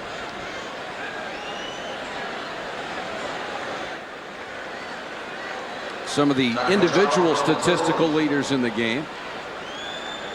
Byers, of course, the leading receiver, as he so often is. 2 from the 16. And Miami, Offerdahl, 8 solo tackles in this ballgame. Rushing, you can just erase off the top of the page. Tony and Sanders in the backfield on 3rd and 2. Tony on the delay. Didn't make it. Had to get to the 14. He stopped at the 15. T.J. Turner and Jeff Cross, the ends, pinched in to get him on the delay. Jeff Cross doing a great job. Ron Heller, number 73. He tries the old head swipe. He doesn't get him. Nice job by Cross. He just does. What that is, see, it's not a swing at somebody. You say, oh, he's throwing a punch. No, he's not. What you want to do is you want to catch that right shoulder, push him up the field like in a pass rush, and turn your rear end into the hole to give the back a place to go. That time, Cross wouldn't let him. Ruzek for the lead from 33 yards out.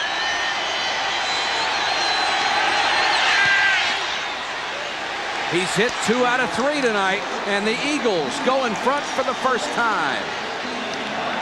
Roger Ruzek, 2 out of 3 field goals. Philadelphia leads by 3. Field goal with 7:42 to go third quarter. Hope you'll be with us next Saturday. We'll have a special edition of NFL Game Day that starts at 11:30 Eastern. Then on Sunday, back to our regular game day schedule at noon Eastern. Chris, Tom, Pete, and all the gang, and then at 7 o'clock, back with a complete wrap-up. We'll have all the action on prime time. Then at 8 o'clock, we'll be in Detroit to check out the Chicago Bears and the Detroit Lions. Good matchup of Neil Anderson and Barry Sanders, 2 of the premier backs in the NFL. I think Barry Sanders is the best. I do too. I think he's the best back in football. So does Reggie White. Talking to him yesterday. Logan takes the line drive kick at the 5. Down the sideline. Nice return by Logan out to the 33. He was leading the NFL in kick returns a year ago until he was injured. William Frizzell makes the tackle. So decent field position for the Dolphins outside their own 30. We told you earlier, Marino has not had a 300-yard game this season. To this point, he has 164 yards and a touchdown, 11 out of 23. And he may need to get 300 to win this game, Joe. Well, you know, he's going to have to try and get closer. He's going to have to throw enough passes to have that statistic. Question is, can the receivers hang on? They'll give it on the ground to Smith. Big hole up the middle. Smith still on his feet to the Eagle 45. Brought down by Byron Evans, the middle linebacker. It's a gain of 22.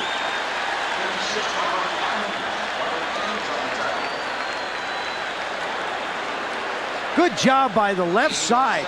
Richmond Webb, this will be the right side of your screen. Farrell Edmonds firing out. You see Webb and Sims come out. Every one of them does a good job. Big hole, lousy tackling by the Eagles. 4 guys had a shot at him, and he was just barely brought down by Byron Evans, B&E as he's called. Sammy Smith played in the same backfield at FSU with Marion Butts.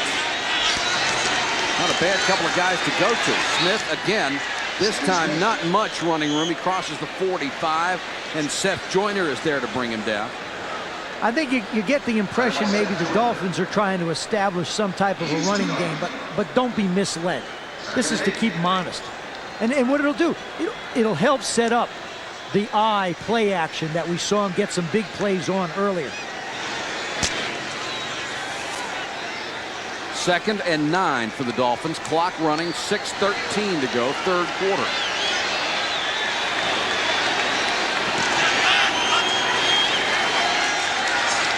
Four-man rush in time. Stratford.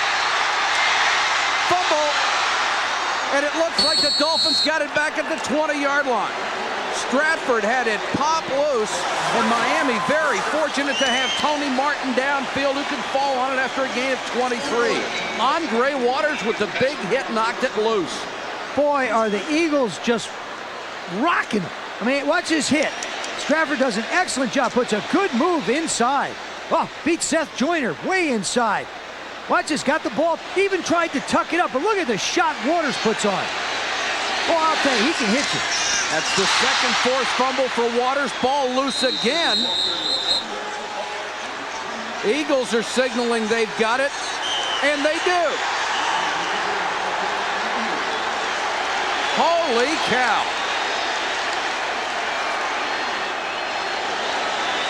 This is just a missed exchange between the quarterback and the running back. Coach Shule is shaking his head after they've made big plays. They've recovered 3 fumbles.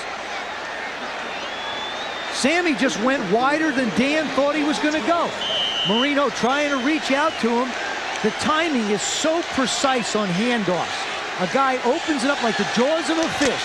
You got to put the bait in, and if you don't, they're going to close it before it gets there. Big break for the Eagles. They get the ball at their own 20. Byers is back in there with a bruised knee. On the ground to Sanders. Offerdahl stands him up, got some help in the middle. 5:11 to go, third quarter. The Eagles, who trailed 10-0, are now up 13-10 on Miami. Mike Patrick and Joe Theismann with you. And it's been exactly what we expected out of this ball game. The Eagles, after a 2-4 start, now 7-5, sailing toward the playoffs. The Dolphins 9-3, still trying to win their division. Cunningham takes off. He just outruns people. Dives for the first down and has it. Coming into this game, Randall Cunningham was number 6 in the NFC in rushing. Number 6. The first quarterback in the history of the NFL to lead his team rushing 3 years in a row. He's got a chance to get 1,000 yards. And he will lead it again this year. Yeah. I mean, he's got just an incredible amount of numbers coming into this. 678 yards coming into this and 4 rushing touchdowns. And, he knows how to take care of himself. That's the amazing thing. Doesn't take the big shots that knock quarterbacks out of games. Sanders, this time hitting the backfield, and it looked like Jeff Cross did a great job again closing down from his right defensive end spot.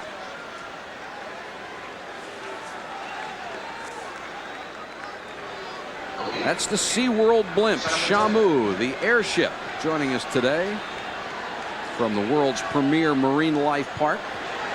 All right, quickly, Joe, how much helium is in that blimp? A lot. Very good. 235,000 cubic feet. Well, that was going to be my other guess if you give me a chance. Well, a lot counts.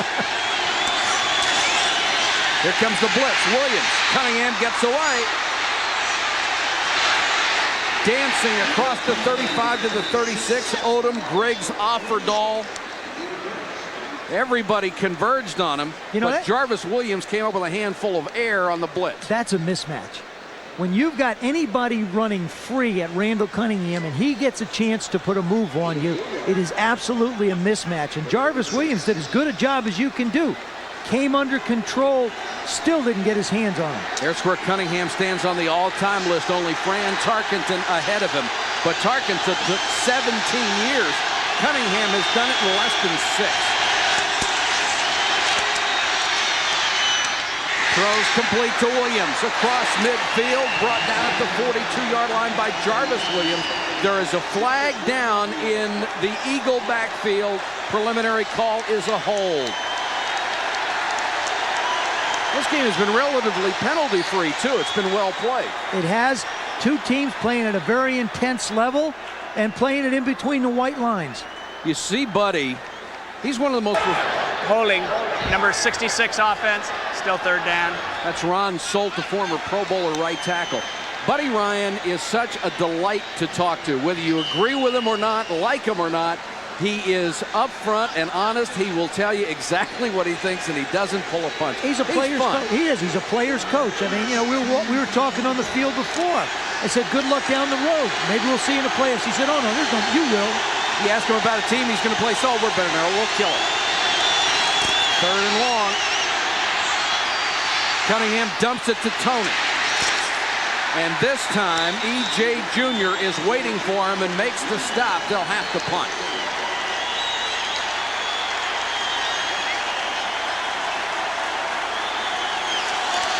.148 to go in the third quarter. Eagles on to punt to Schwades. Had a good night. The prospective father-to-be tonight or tomorrow morning is when we expect the baby.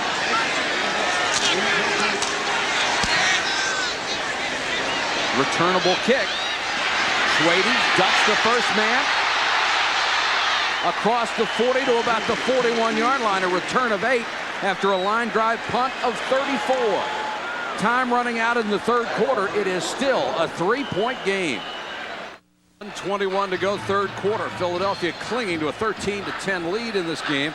Tomorrow at 9 o'clock Eastern, two of the most tradition-rich college basketball programs meet in Chapel Hill. Kentucky against North Carolina. Rick Pitino will come in to face Dean Smith. There's Mark Clayton. Should be back, they figure, after the Seattle game for the last 2 games. And believe me, he has been sorely missed. Tony Martin's got his chance to play, but they really need Mark Clayton for the stretch drive. He can't wait, neither can Dan Marino. Wants to throw on first down. White after it. Throw sideline complete, and that's Martin on a comebacker. Ben Smith on the stop. Martin spent last year on the Dolphins developmental squad. That's how much experience he has. This year is it. That's it. That's all you got. Here he does a good pushing up. Looks inside for the ball. Sees Dan in trouble. Now, this is a good reaction. See how he works back towards the quarterback? A lot of receivers sometimes stand around. He worked back, gave him a throwing lane. Marino now over the 200-yard mark on 13 out of 25.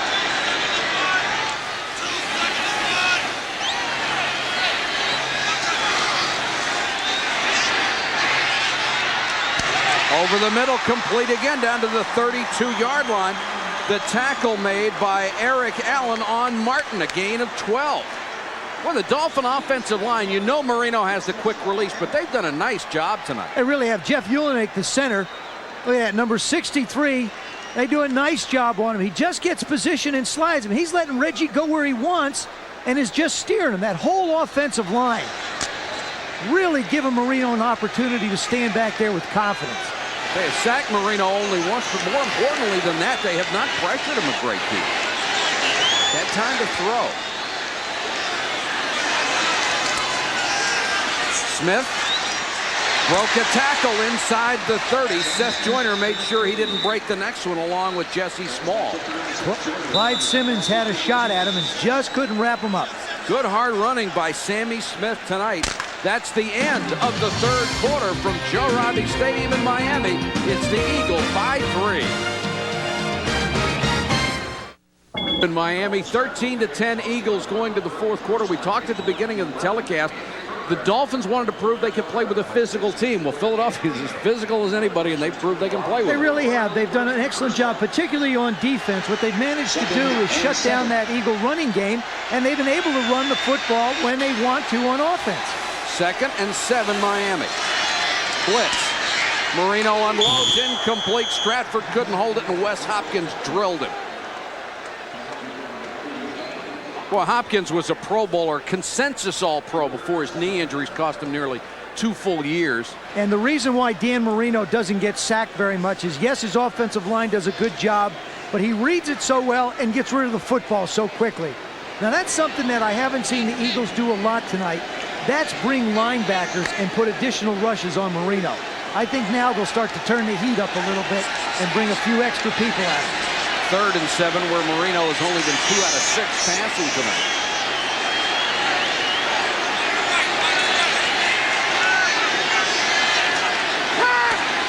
Another blitz, and throws almost intercepted by Eric Allen.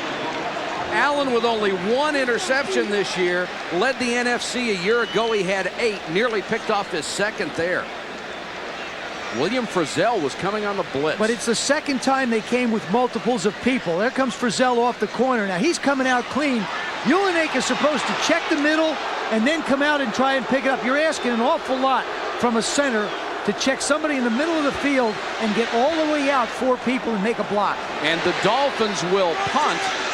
A field goal try would be 47 yards, well within Stoyanovic's range, but it's against the wind, and Roby kicks it sky high. There's a flag down on the play. Ball hits at the 1, And the Dolphins will be able to stop it inside the 10. Let's check out the flag.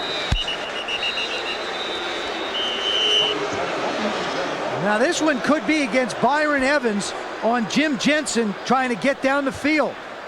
That was going to go against the Eagles.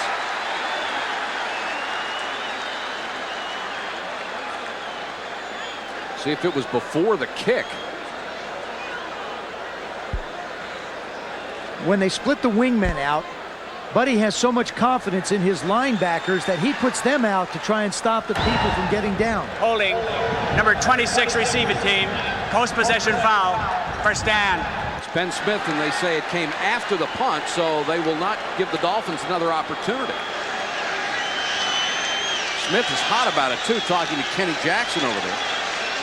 Kenny Jackson from South River High School in South River, New Jersey. Sounds familiar? Yeah, it does. They brought him back. Buddy didn't expect to lose him when the plan B went down to Houston, but now he's come back, and he is their inspirational leader. And by that I mean he's a guy who can communicate with the players, and he's a very close confidant of Randall Cunningham's. Everybody's got to have somebody they can talk to. He said, basically, my job's to be with Randall. They start inside the 5. Sanders didn't get back to the line of scrimmage. T.J. Turner was right there to make the big hit.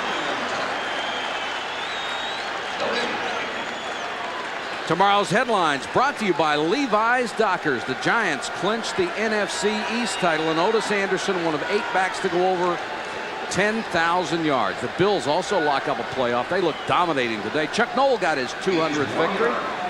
The Oilers were awesome against the sinking Cleveland Browns. The Redskins in a great game against the Bears. And the Chiefs had to rally to get past the Broncos, who have lost 9 of 10. Give them a gain of yard on the last play, 2nd and 9. Sanders on the sweep. Just tripped up, dives forward to the 10. Offerdahl got a hand out there, and he was pinned by Lewis Oliver. He's 5. Boy, and you just know what Rich Kotite's going to call. He's going to call some, I do anyway, I believe it. He's going to call some type of a pass. And what he's going to do is say, okay, Randall, if it's somebody isn't open, pick up the 5 yards. A lot of pressure on Sanders. Byers has the bad knee, and Heath Sherman has back spasm. 3rd and 5. Over the middle, Jackson. First down at the 27-yard line. Odom made the tackle, but it's a gain of 17. Cunningham looking for Jackson all the way on this crossing pattern. They run the tight end across one side, run a back out of the backfield the other way. You'll see him cross in front. Spots Jackson, stands tall. Keith Jackson with those great hands picks up the first down. John Offerdahl on the Miami defense should get a game ball. He's already made 12 tackles against the Eagles. Cunningham with plenty of time. Jackson again, the diving catch near the 45. Jackson held out. It was a protracted, bitter holdout with owner Norman Brayman. And he says when he becomes a free agent, if somebody offers him as much money as the Eagles do, he's out of here. Yeah, but I don't think he's going to have a choice. That's the problem. Yeah. I mean, I can understand his viewpoint, but there are rules that just don't quite allow that. And, coming back in, he only felt comfortable after the 8th game of the season, which was the New England game. And he said specifically he was coming back only to save Buddy Ryan's job. Sanders, big hole off the right side. Offerdahl and Oliver combine on the stop. Sanders was released by San Diego after he signed as a Plan B free agent, was not signed by the Eagles until October 25th. Keith Byers does so many things. Little bluff block, and he turns out on Tim McKyer, who really has been silent. McKyer has said he's like Michael Jordan. He plays at another level. And tonight, he's become just a normal NBA star. 2nd and a yard. 11:20 to go in the game. Sanders will try to get the first down. Had to get just to the 45-yard line. And he's very close.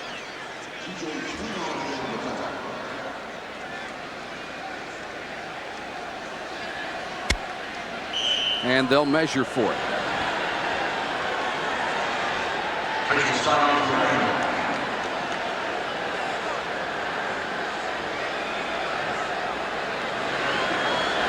Buddy's telling him it's a first down.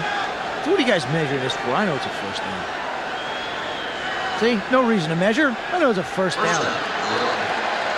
Ask Buddy if he's ever right. He's yet. All time. Coach Ryan,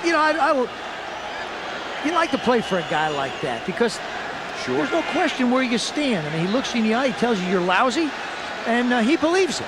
And if you don't get better, you're gone. That's all there is to it. His players are absolutely dedicated to him. It's some other people around the league may not like him, but his players absolutely love him. From what I understand, Mr. Brayman and his agent have had dinner just as recently as last night to discuss Buddy's future. Cunningham will use a timeout with 10:34 to go in the game to go over and talk to Buddy Ryan. From Miami, 10 minutes 34 seconds to go in the game. The Eagles lead by 3. They have the ball at the Miami 45-yard line. They've held it on this drive for more than 4 minutes. Fires, flea flicker. Cunningham unloads. Williams, touchdown.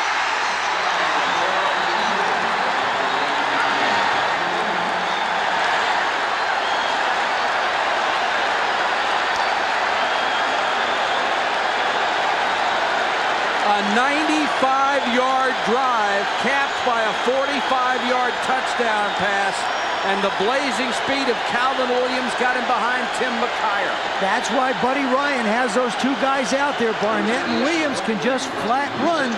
That time they run Byers on the trap up the middle, pitches it back to Randall, and he just hangs a rope out. Mike Quick, who had been such a great receiver for this club, eligible to come off injured reserve, and Buddy says, hey, Calvin Williams and Fred Barnett are going to be my starters. Where's he going to put them? Ruzek for the point after.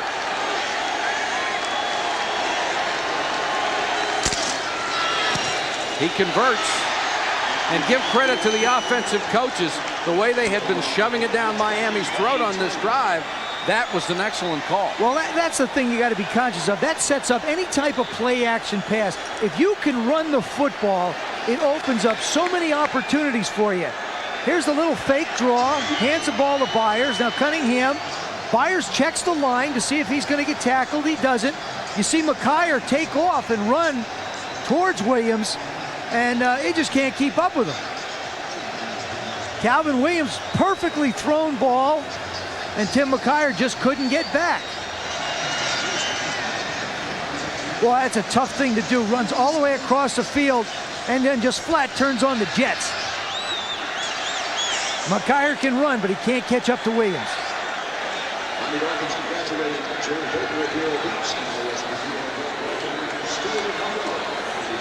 Little smile, Randall. That's one of those, I'll bet you that's one of those little wrinkles that Coach Kotite put in. You know, you'd get the right situation inside in between the 40s. You say, this is where we want to try something a little unique. Randall Cunningham has thrown 26 touchdown passes this year. That is a career high. 13 out of 20 tonight, 2 touchdowns and an interception. But the amazing thing is in the last 11 games, he has thrown only 5 interceptions and 23 touchdown passes. 24, excuse me, touchdown passes. It's been amazing. He's got my vote for MVP. You and a lot of others. And this one will go out of bounds, and the Dolphins will get the ball at the 35-yard line. Not a bad drive. 95 yards, took them 4:15 in 7 plays. They ate a lot of time off the clock, and more importantly, they scored to get the lead up to 10. And now Marino is going to have to go to work down by 2 scores.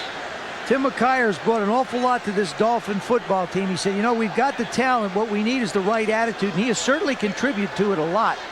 And by no stretch of the imagination, I mean, are the Dolphins where they want to be? They're continuing to get better. They made tremendous strides from last year. And this is a man who's been responsible for a lot of it. Unfortunately, Can't have more. Dolphins take over at the 40. Marino immediately to the shotgun.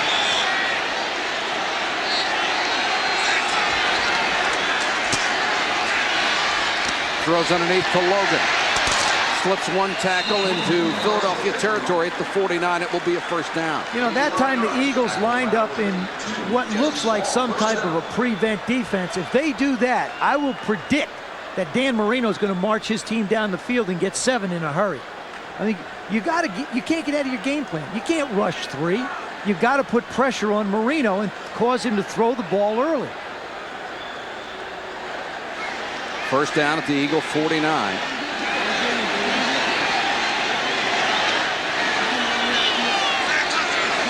Eagles show blitz and then drop out of it. Marino, Reggie White has it. The second time he's been sacked tonight.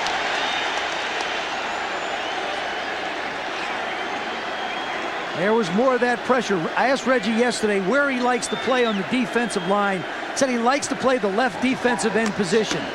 And here you just can't. Mark Dennis tries to throw on him, but you just can't go down and try and throw on somebody like Reggie White. He's going to dance around you and make a play. You got to get your hands on him. 2 sacks tonight, and for Reggie White, 92.5 sacks since 1985. That's more than anyone else in the NFL. Second and 15. Thrown behind Duper. Ben Smith had an interception and dropped it.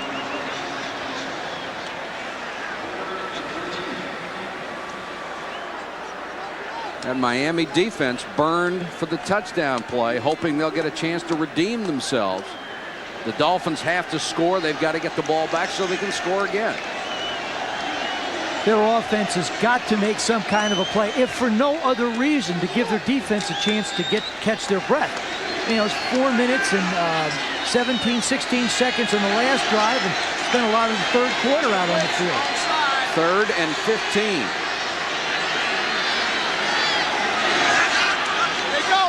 Blitz. A sellout, and Pruitt can't hold it. The throw was high. That's the perfect defense to call on 3rd and long. You know that the wide receivers are taught to run breakoffs when safeties come.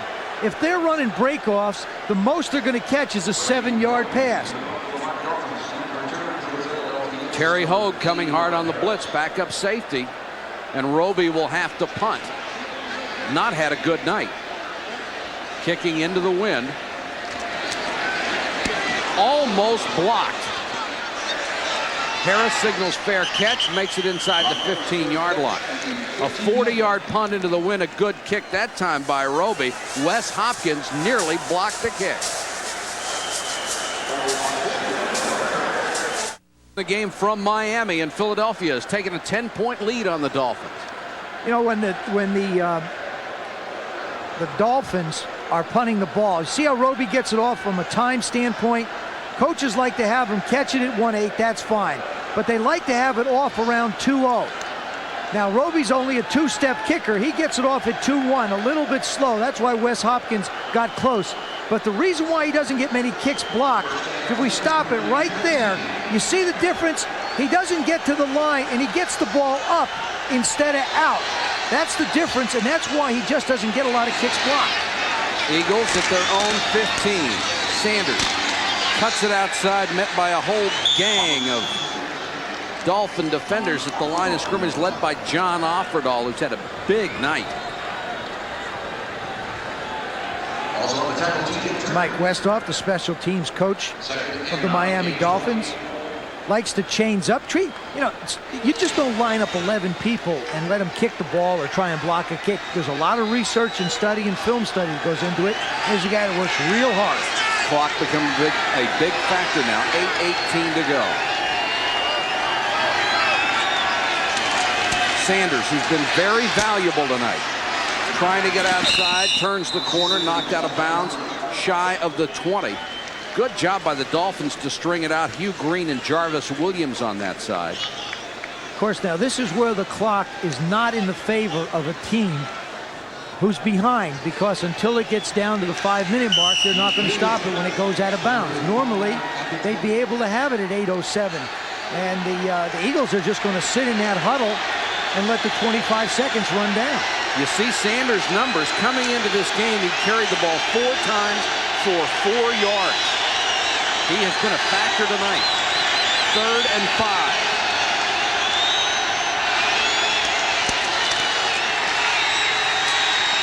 Cunningham. So Shea got there along with David Griggs, the 2nd sack for the Dolphins. Big play. They had to force the punch. The Dolphin defense did their job. Left side of your screen. Randall Cunningham's going to go back in the pocket. Take a look at the left side. See the pressure coming from up top? Nice job by the secondary not to allow the receivers open. Good job by Griggs and Sosha to make the play.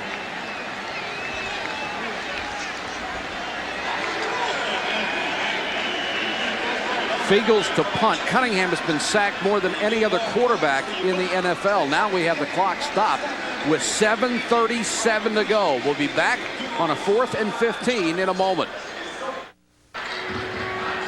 The Eagles fell behind 10-0. The only Miami scoring coming in the first quarter. Since then, it's been all Philadelphia. They lead 20-10. Here it's 4th and 15. Fiegels in the end zone. He became the punter when John Telchik was injured. Schwade's waits back across midfield. Do the Dolphins come after this one? They don't. And Fiegels, who has shortened his kicking motion, gets it out of there. Pretty good kick. Schwade's at the 40. Sidesteps one tackler across midfield to the Philadelphia 49. A return of 11 after a 51-yard punt. Harper LaBelle on special teams. There's a flag down back at the 10-yard line. Punt was 50 yards. Return at 6 yards. Ineligible man downfield. 1st and 10 from the Good field position. What's Coach Shula going to do? He says, listen, we got the ball at the 50. Let's keep it. Ineligible downfield. Number 87 kicking team. Penalty decline. 1st down. It's a nice job by Fiegels under pressure in his own end zone, getting off a 51-yard kick. Pictures you're seeing from the airship Shamu with us tonight. Traveling on behalf of SeaWorld. The pilot tonight, Alan Judd from Sydney, Australia. Anthony Stevenson of Gold Coast, Australia. 8,000 colored lights on that blimp. Like it's all set for Christmas. First time that either team has been able to start across the 50-yard line tonight, and the Dolphins couldn't have it come at a better time.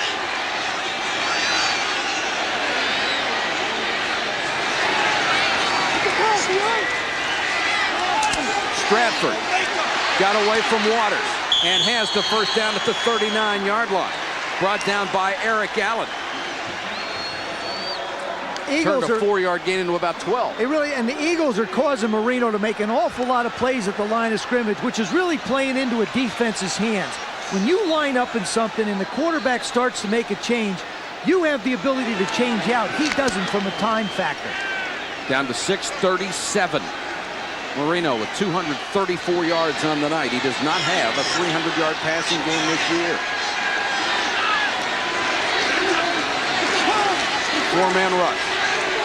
Marino unloads, almost intercepted by Hopkins, who dove at the 20. The receiver never looked back.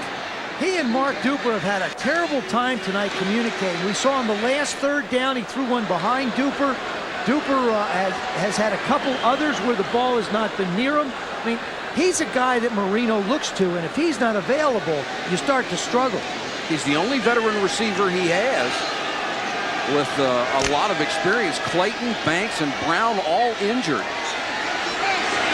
Duper is his go-to guy. He and Jensen coming out of the backfield.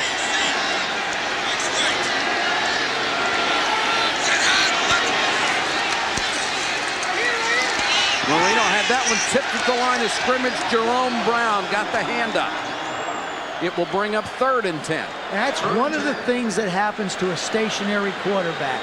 Through the course of the game, the defensive linemen get a pace of your drop. They get an idea where you're going to go.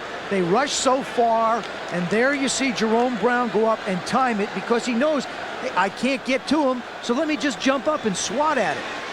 Now, if you move around, they can't quite do that as easily. Dolphins are going to have to go for it on 4th if they don't make it here anyway. Marino has not had good luck on 3rd down tonight. He needs it here.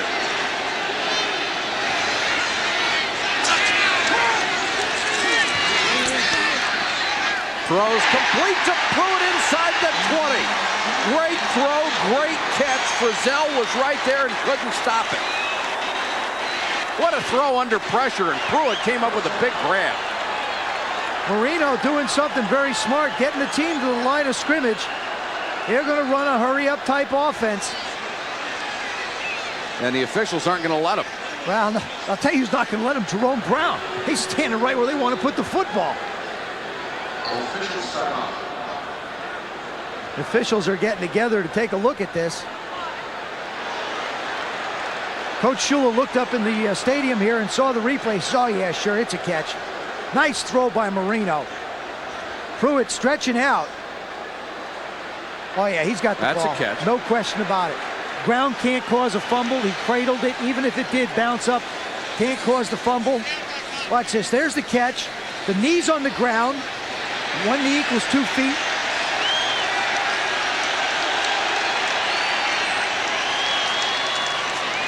Well, I'll tell you, Dan just absolutely has so much confidence in his ability to put the ball where he wants it.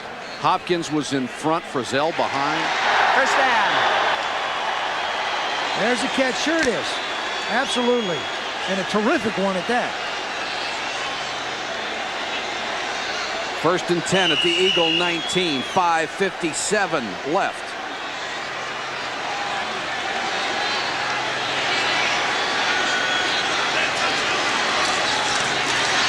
Jensen over the middle.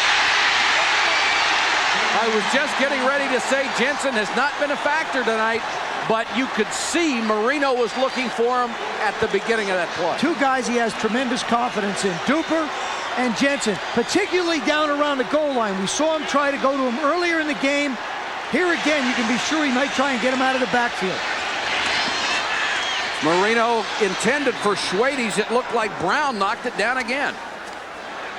Stops the clock with 5:20 to go.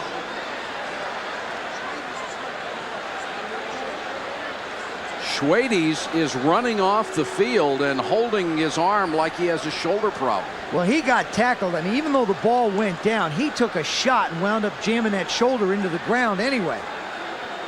And the Dolphins are extremely thin at the receiver spot. There's the play.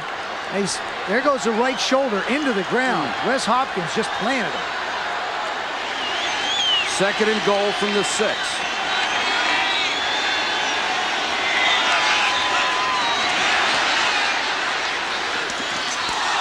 Incomplete. Martin. Hopkins may have gotten a handout, but it looked like the ball got there before Martin looked. Hopkins is guessing. He's guessing when Marino's going to throw the ball. Dan holds it a second longer. He runs right in front. Martin doesn't even see it. I mean, if this thing had Velcro on it, it is stuck to his chest. Look at that. Hit him between the 8 and the 9. He just wasn't ready for it. Again, I have to say, this is a guy who's been a quarterback all his life, not a receiver. It hit him before he had a chance to pick it up.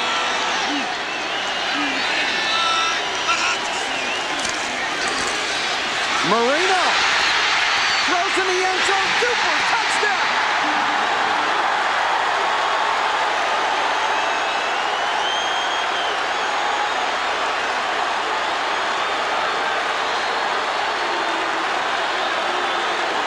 What a job by Marino. Just running forward, as little a threat as he is to run.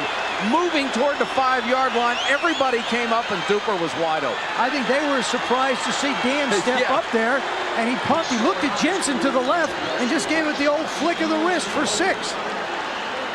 Stojanovic to make it a 3-point game.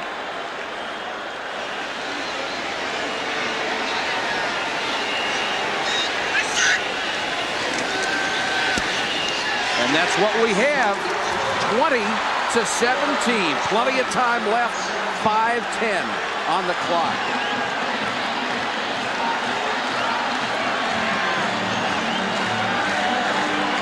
Dan Marino stepping up in the pocket. The Eagles drop everybody back in coverage. They only rush 4.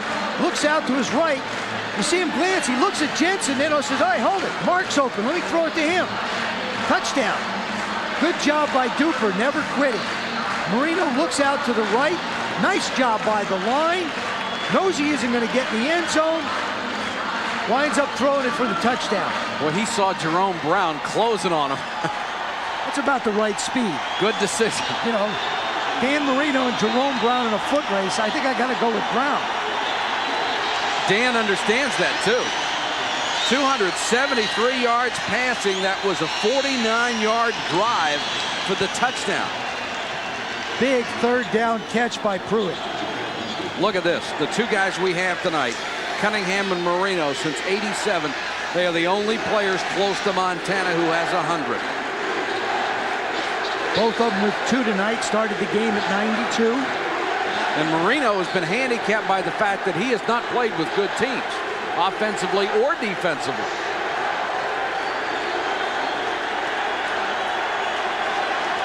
Numbers on Cunningham tonight. Thomas Sanders, the deep man, as Stojanovic kicks off. Short. Taken by one of the up men, Mike Bellamy. And Bellamy gets back across the 30-yard line before he's driven out of bounds.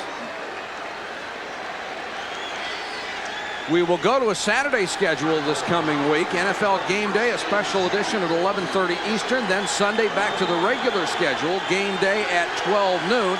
Then prime time at 7 o'clock. Then at 8 o'clock at night, we will be in Detroit for the Bears against the run-and-shoot Detroit Lions. Neil Anderson and Barry Sanders, two of the premier backs in football.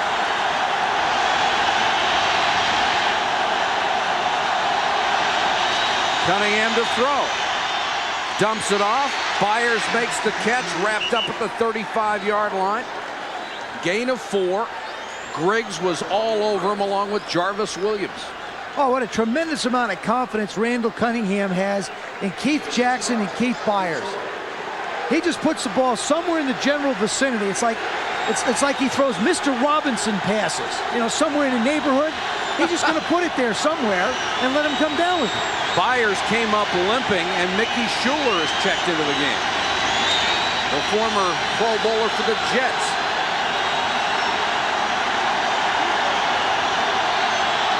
Byers stays in the ballgame, however.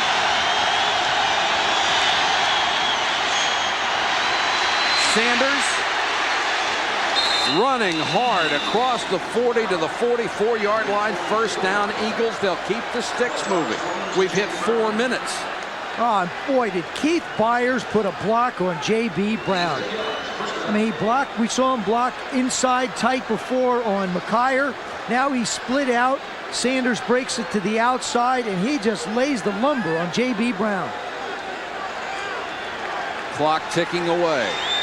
If you're the Dolphins, there comes a point where you have to gamble and go after Randall. You blitz for 2 reasons: to get to the quarterback and to stop the run. The defense has to step up now. Sanders. Jarvis Williams came up from his safety spot to get there first. Remember, the Dolphins used a timeout earlier in this quarter.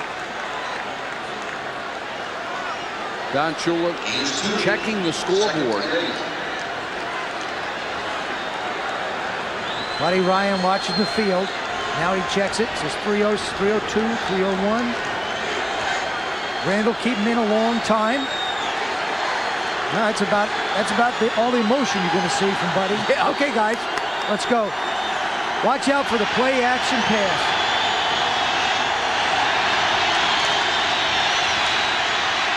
Over the middle of Byers, hit very hard as he got to the Dolphin 49-yard line. Offerdahl, Griggs, and Odom, the 3 linebackers right there. And Byers is taking a pounding tonight. Remember, we saw the Eagles blitz Dan Marino in 3rd down to make him throw short. I feel like, although Olivadotti doesn't like to bring a lot of people, this would be the perfect opportunity to go after Cunningham and make him make a good throw or a break off to 2 young wide receivers. They don't have to run a play here. The play clock is at 16. They can let the clock go down to 2 minutes, and Miami not using a timeout to stop it. So everybody will have a chance to go to the sideline and talk about it on a big 3rd and 2. We've reached the 2-minute warning. The Eagles lead the Dolphins by 3. Thank you, Bob. Don Shula hoping his defense will hold on 3rd and 2. Buddy Ryan hoping for one more first down. It might wrap it up. Cunningham, the blitz is on. Look out. The master of the big play floats it for Sanders. Incomplete, almost intercepted. Jarvis Williams had a shot at it, couldn't come down with it. Oliver Dottie's defense, he did exactly what he had to do. He took a chance, and the Dolphin defense met the challenge. Jarvis Williams, trying to make the play, is still down on the field. I mean, the ground can beat you up as bad as anybody in this business. Randall Cunningham doing a great job to escape the pressure. There comes Hugh Green from the outside. Griggs from the other side. Griggs has got him, or so he thought. Cunningham looking. Just can't put enough touch on the ball. He's got Tony running down the field. Excuse me, Sanders running down. Jarvis Williams takes a shot from Sanders as well as the ground.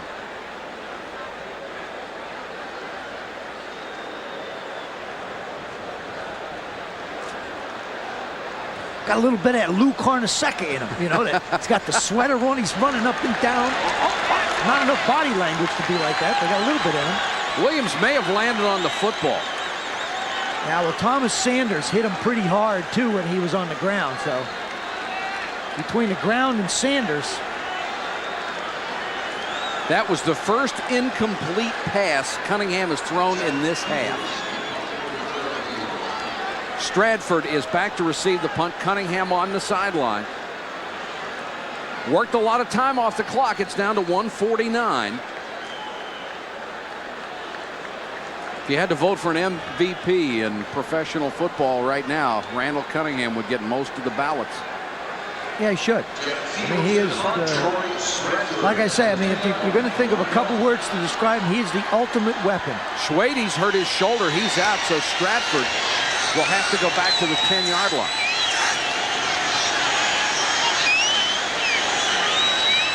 Eagles send a man in motion. They were trying to draw the Dolphins offside on a 4th and 2. Layup game. Offense.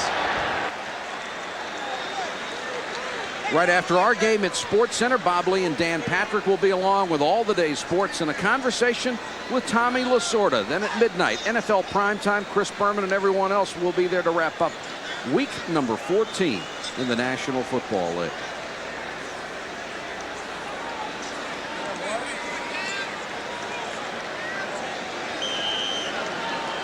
Buddy Ryan in his 5th year. He likes this football team. He likes the personality of it, the people he has on it. 4th and 7, Fiegels to punt. Stratford at the 10. Pretty kick. Fair catch, made at the 11. Fiegels, 41-yard punt, no return, and 1:41 to go for Dan Marino and the Dolphin offense. There's the situation. Miami trying to stay in touch with Buffalo. They will meet the Bills later at Orchard Park. And there it is. That's the big game of the year, December 23rd. Ought to be a little nippy, December 23rd at Buffalo. Yeah, but I'll tell you somebody you can't look by is Dave Craig and those Seattle Seahawks. They're laying in the weeds waiting for somebody to overlook them. They finally had a game that wasn't decided on the last play. It went down to the last play, but at least it wasn't decided then. Chuck Knox finally had a chance to take a breath. You're going to have to get Chuck a pacemaker. 1:41 to go. The Dolphins have 2 timeouts. They are going into the wind. Reggie White gets the sack. He got some help from Jerome Brown. Dan Marino gets a chance to perform his magic now. You practice this all year, right in the beginning of training camp. You work on the 2-minute offense. Actually, that turned into a gain of 1 as Marino scrambled forward. Jensen trying to get to the sticks. He needed to reach the 22, maybe a little shy of it. Seth Joyner made the saving tackle. They have to get the first down, and they do. They'll mark it a first down. Clock running 1:04.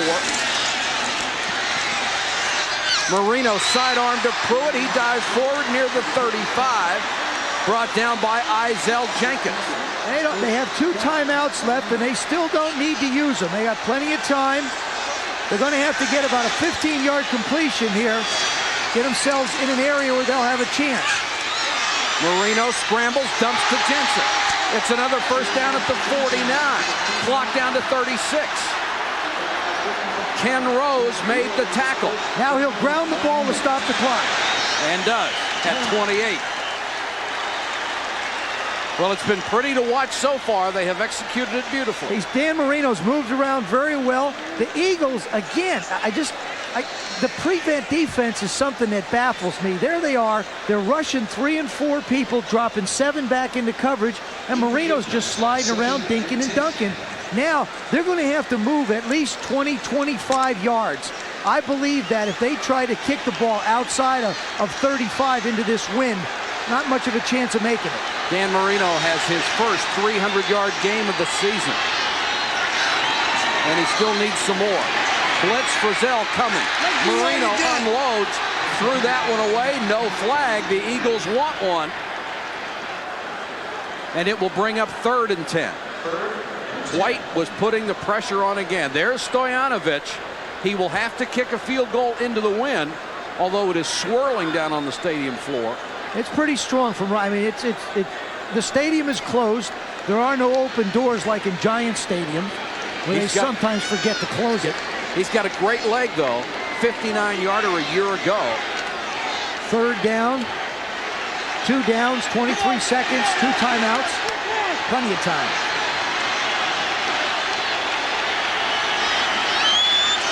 Six men on the line of scrimmage. Here comes everybody. He unloads, and there was contact downfield. Jenkins and Pruitt ran together, and there is no flag. The Dolphins sideline is going nuts. And you know what they're going to call? Uncatchable ball. Well, it was after he got hit. That's what'll happen. There's Pruitt coming down the field. Now, Jenkins has as much right to that piece of turf as anybody. See, that's not pass interference. I'm sorry. The defensive man has a right to establish position. If the offensive man runs into him, it is not defensive pass interference. I mean, it looks like you say, oh, gosh, you can't do it. But Jenkins hardly moved from that spot. 4th down. 10 yards to go.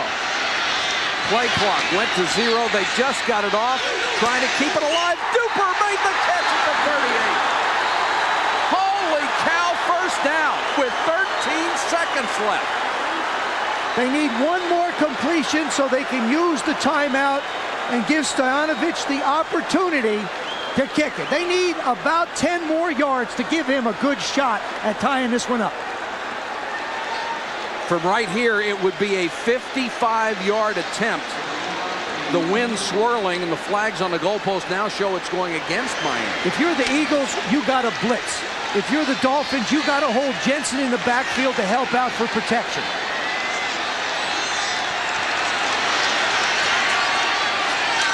Three-man rush. Marino rifles one. Duper, contact and interference. Ben Smith didn't turn around.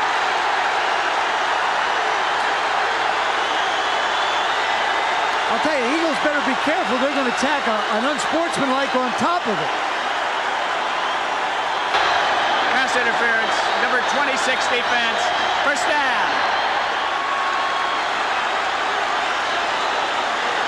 All night they've been picking on Ben Smith. He comes up to make contact on Duper. Now you see he has his back to him completely. I mean, if Smith tries at all to make a play on the ball, they'll call it incidental contact. He just turned around and ran into him. 7 seconds to go. Stoyanovich on to try from 34 yards to tie it up.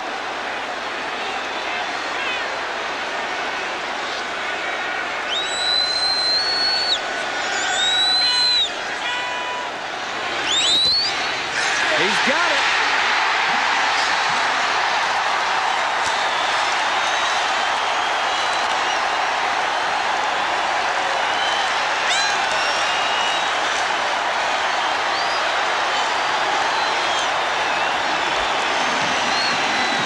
courageous last-minute drive by the Miami Dolphins.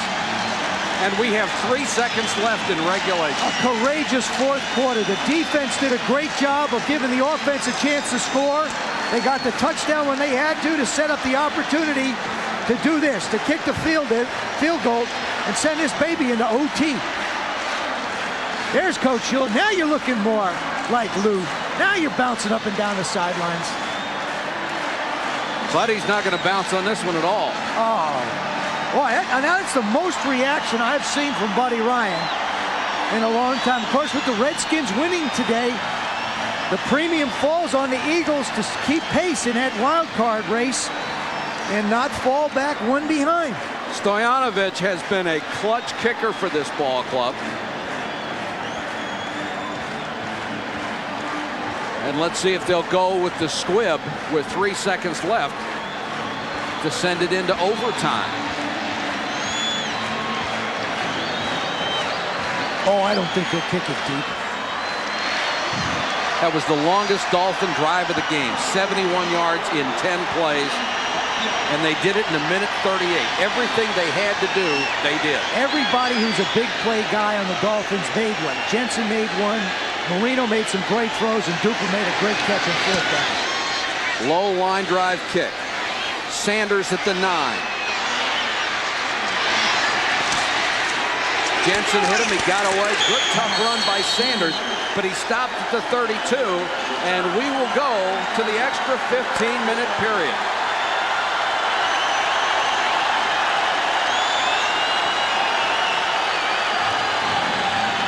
A lot of people, maybe 1,000, got up and walked out when it was 20-10. Those are the people that are in their cars right now going, oh, why did we leave early? Yeah, I'll tell you what you're doing. If you look at the aisles a little bit now, a few of them have turned the engines back off and decided they want to come back in and see this. There's still time to get back in from the parking lot. Lots of key plays in that drive, but really the one that sets it up for him is this on Ben Smith. You see him get his hands on Duper in the legal area. Now he's moving down the field, slows up a little bit to make a play on the ball. Ben Smith never really turns around and has a chance at it. And you can see the flag coming out right away.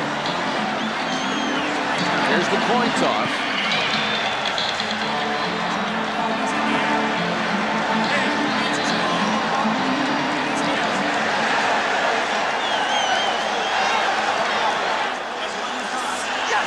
Jerome Brown out there representing the Eagles. They win the toss.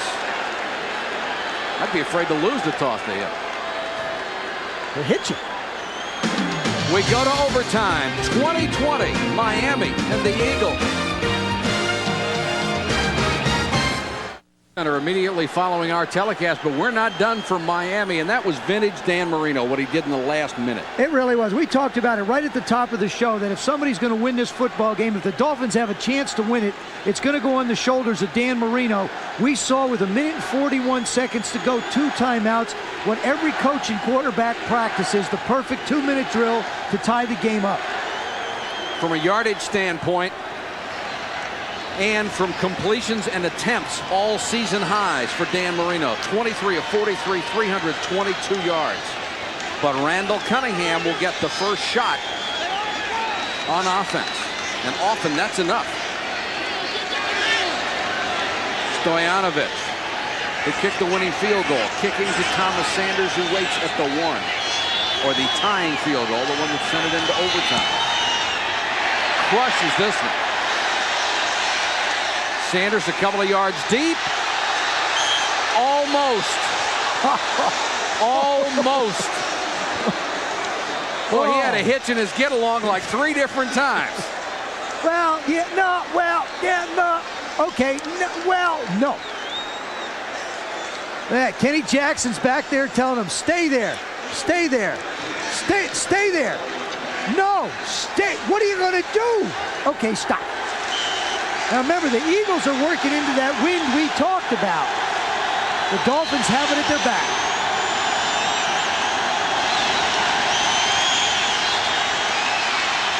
Cunningham underneath. Complete to the 27-yard line is tight end Keith Jackson, Griggs, and Odom on the stop. There went the running game. We've seen the Eagles try and pound it out. Now they're just out to win the ball game. Eagles haven't played an overtime game in 2 years. The Dolphins haven't had one since October of last year. The numbers on Cunningham.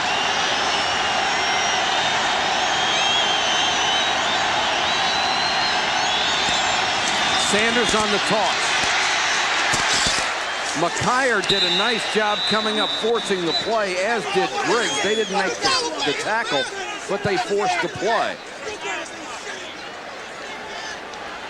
Who made the tackle? Well, Offerdahl was over there again. He has been all night. A lot of teams are right-handed. By that I mean they put the tight end on the right side, whether he's moving or not, and then they run behind him. There's a nice job by Keith Jackson on Griggs. Just enough to occupy him to get Sanders outside. It's 3rd and inches.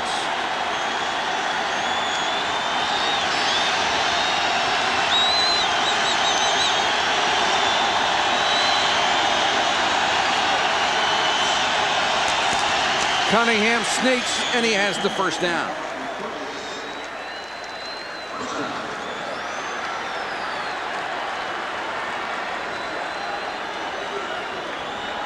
Shula going for win 295 tonight. With the off week, Coach Shula's had his family in. David came in, Mike came in, had an early Christmas, had all the grandkids. Well, I'll tell you, he'd love to put this game ball under the Christmas tree. Of course, Buddy Ryan wants to do everything he can to put some coal in his stocking. Wants to be the Grinch. Play clock down to 5 seconds on 1st and 10. Flag is down. So is Sanders, and another flag is down. Oliver came up hard to make the tackle. We will check both penalties.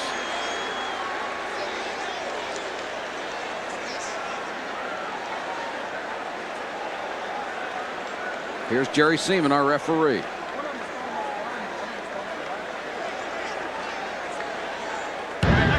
We have delay of game offense. Also, there was an illegal shift, but the ball was not legally snapped because of the delay of game. Consequently, the foul is only on the offense. You got that? Jerry puts up a pretty good explanation. That was an excellent explanation. What happened is because there was a delay of game, anything that happened after that doesn't count. So the penalty for the illegal shift is not assessed, just the 5 yards. 1st and 15 for the Eagles.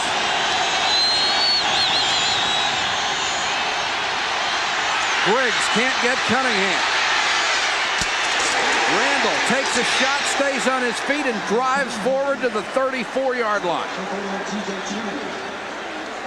Cliff Odom, T.J. Turner finally get in on the tackle. Just about everybody had a shot at him. Alfred Oglesby winds up getting involved and hitting him. And it's amazing.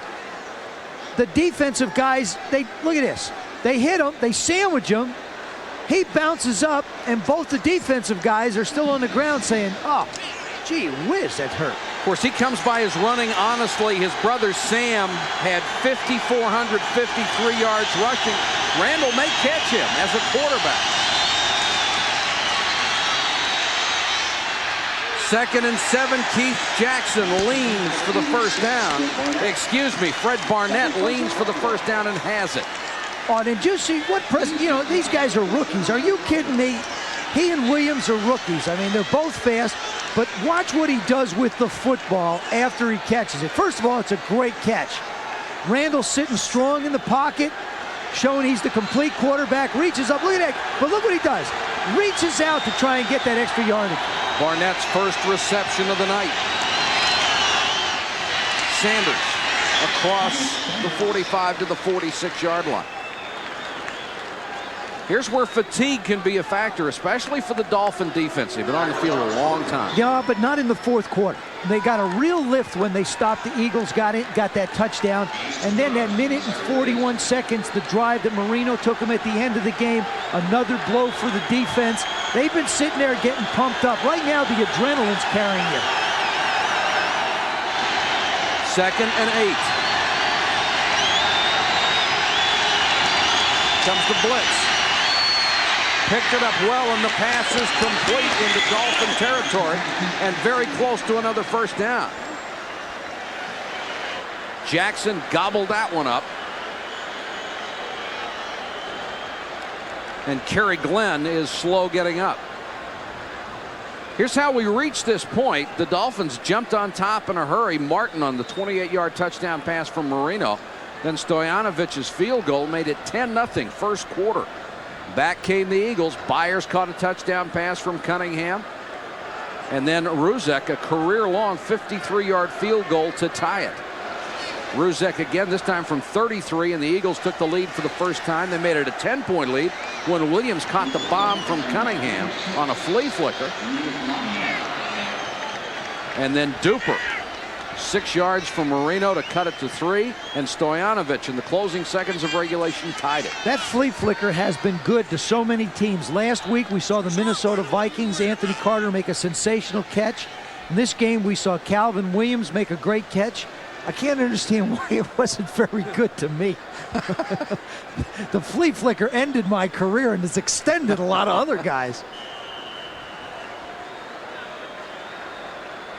We'll check on Louis Oliver when we come back. We're tied in overtime. Our ball game, Bob Lee and Dan Patrick will come along with Sports Center, then NFL Prime Time right after that. Our situation here, overtime, tied at 20, 10:08 on the clock. The Eagles with a 1st and 10 at the Miami 46-yard line.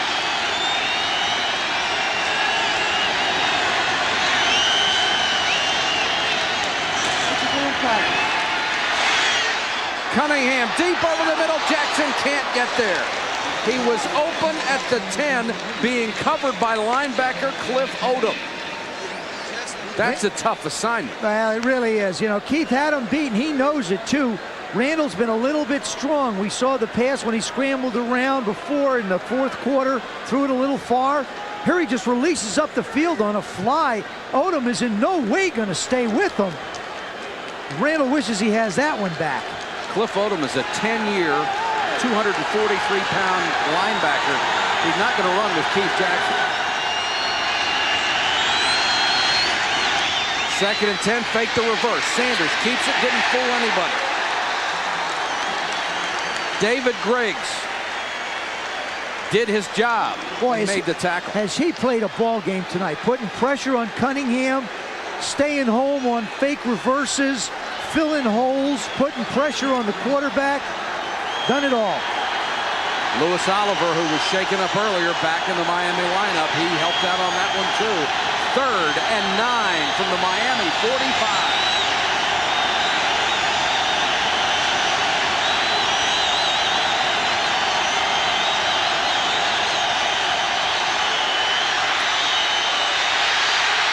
There goes Cunningham. To the 40, it's not enough. It will be 4th and 4. Griggs and Odom sandwiched it. And the Eagles don't even consider it. They send on the punt team with Jeff Fiegel. Ruzek will have to wait.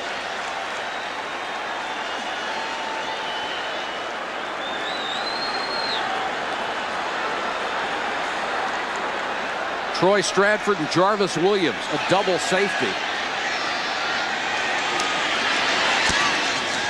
Fiegels end over end. Fair catch signal.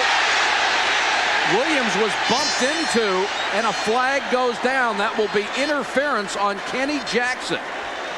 Kenny Jackson, for some reason or other, absolutely lost sight of the return man. Now, that's a good play if the return man doesn't try and make a play on the ball. But when a guy's standing there trying to catch it, you can't take it away from him. Fair catch interference. Kicking team.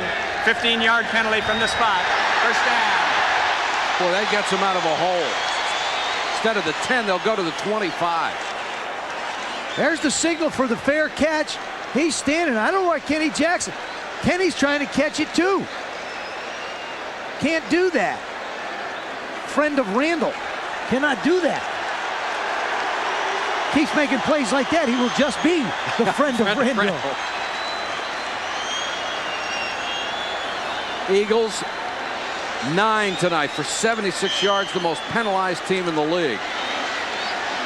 Ball spotted at the 26. Marino, who has engineered 10 points late, will have another chance.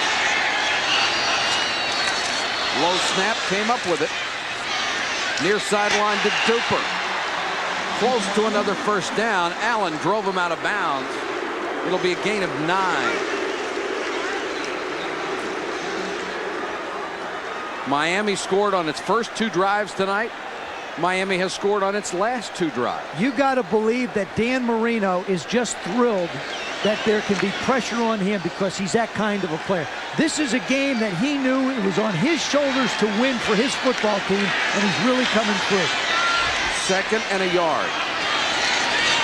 They'll try to get the first down. Stratford does, and more. Broke a tackle, got to the 45-yard line. A gain of 10 for Stratford. Byron Evans made the tackle.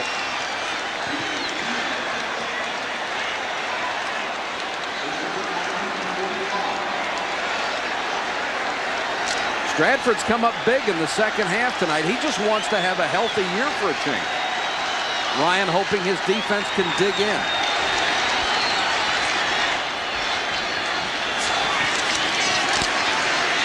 Marino avoids the blitz, and Stratford can't hold this one. I don't understand why the Eagles just don't keep on doing that. You can't block all the people they're bringing. That means that every receiver or back, somebody's going to have to catch the ball 5, 6, 7 yards down the field. What they're doing here with the defense is the Eagles are picking their spots and trying to put pressure. Here comes the pressure. See, they're putting a lot of pressure on him. That way he has to get rid of the football quick. It would only be a 2 or 3 yard completion if it was complete. 2nd and 10. 4-man rush. Marino with time for Farrell. Edmonds broke it up. And that was Seth Joyner who was with him man for man. What great coverage by Joyner. We saw Odoms trying to cover Jackson before. That was a mismatch. This is not. Seth Joyner keeps his hands all over Farrell Edmonds. Look at him get up in the air. Boy, that's the second time we've seen him do that tonight. Everybody that sees him play says he's got to be in the Pro Bowl, but you say it to him and he says, no, I want the Super Bowl. It's the first one. The second one be okay. The first one is the Super Bowl. Wants to be in Tampa. He works as a cameraman for a TV station in Philadelphia, WCAU. 3rd and 10 for the Dolphins.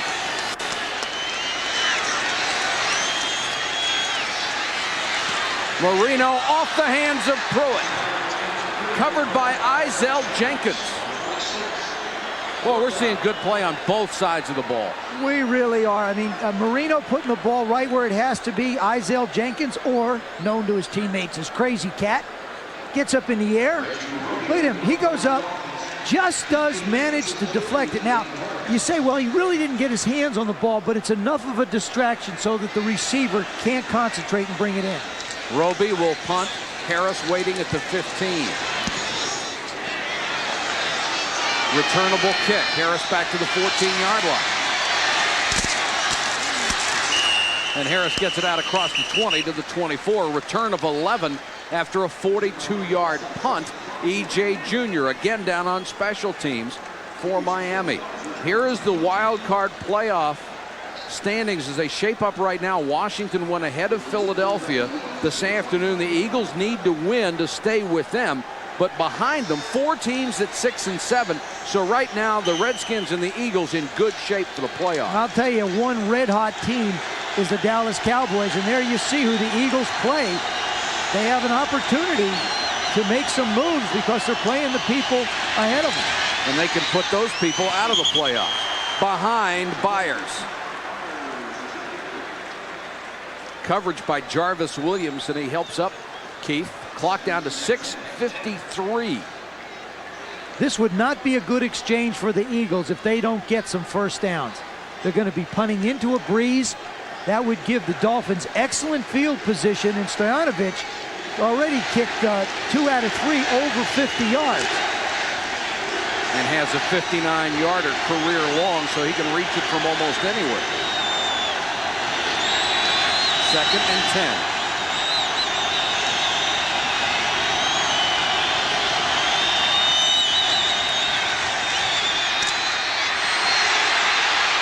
Cunningham on the scramble. Ducks under a tackle, got to the 34-yard line. That will be a yard shy of a first down.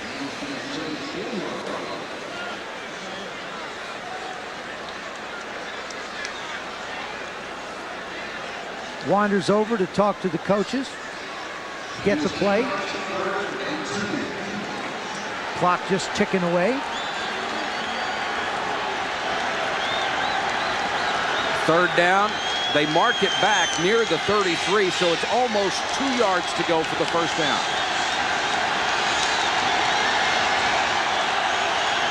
Crowd on its feet.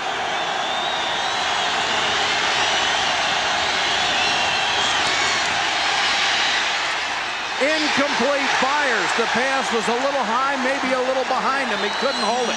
And Cunningham was under great pressure as the Dolphins collapsed the pocket. You know, the thing is I know they keep crossing people underneath and they get the opportunity to dunk the ball off. But Randall's much more of a threat when he's moving around a little bit. Jeff Cross just does manage to get a hand on him. And I believe the Dolphins got to be thrilled that he chose to stay in the pocket.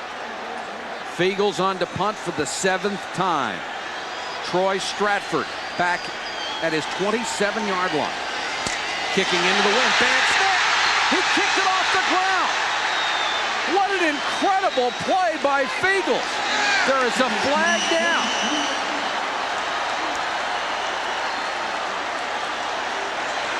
And that is going to be an illegal play on Feagles.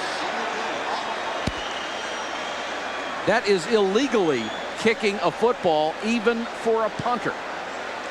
We remember the rule from the Kenny Stabler era. Advancing the ball and we had illegally kicking the ball. Number 5 kicking team. He kicked the ball while it was loose on the ground. He had not controlled it. The penalty would be declined. First down. But Feagles did everything he could. He picks it up. He's stuffed. I'll tell you something. He really does. I mean, the snap is low, and he just kicks it. Does a heck of a job to get it off. I mean, it may have been a penalty. This ball barely gets off the ground. He does a nice job. Pruitt comes in to put pressure on him. He's going to try and block it. If he doesn't do that, the Dolphins are in field goal range to win it. Right now they are. You're right. Harper LaBelle snapped that punt low. So whether he got a penalty or not, he did the right thing. Marino from the 43. Dumps it to Stratford. Midfield to the Philadelphia 45-yard line. Seth Joyner made the tackle. A gain of 12. Dan Marino is relaxed as can be, totally in charge. Got to feel so good about the fact that this game is in his hands. His defense has done a terrific job containing Randall Cunningham. Marino, 25 of 51, 343 yards. Blitz. Duper to the 31-yard line. Eric Allen had him but couldn't stop him. A gain of 13. That time they went after him with the blitz. Duper made the nice break-in route with the catch. Picks up a lot of yardage. Duper, 7 catches, 85 yards. Duper's going to run it in here. They're bringing people to try and get him. Good pocket for Marino. Sets there. Good route by Duper. Just breaks it and turns Allen right around. Duper now number 2 all-time receiving yards to Mark Clayton. Marino just tried to get rid of that one before the pressure. Logan was wide open, but they were coming hard, and he did not want to take the sack. I got to believe the Eagles just have to keep throwing it. They have got to get a sack to take them out of field goal range. At least make Stoyanovich kick one over 50 yards if they're going to have to try and beat him. Right now, it would be approximately 48 yards with something of a helping wind. Dan Marino, on the other hand, has got to be real careful. He does not want to take any negative yardage. Stoyanovich, an 8th-round draft choice out of Indiana a year ago.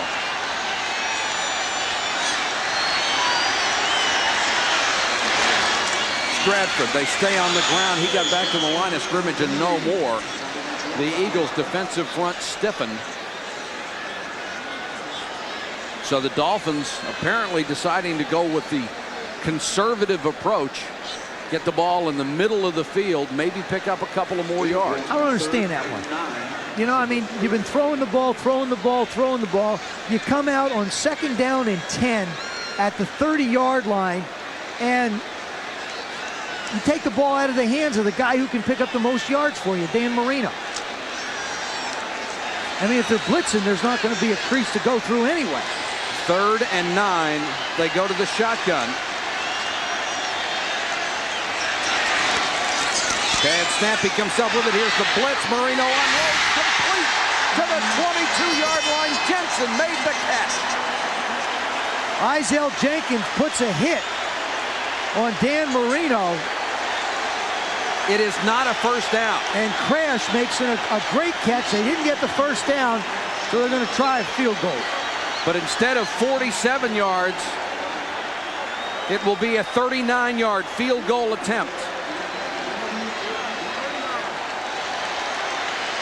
Stoyanovich 2 for 2 tonight. 24 and 34 yards.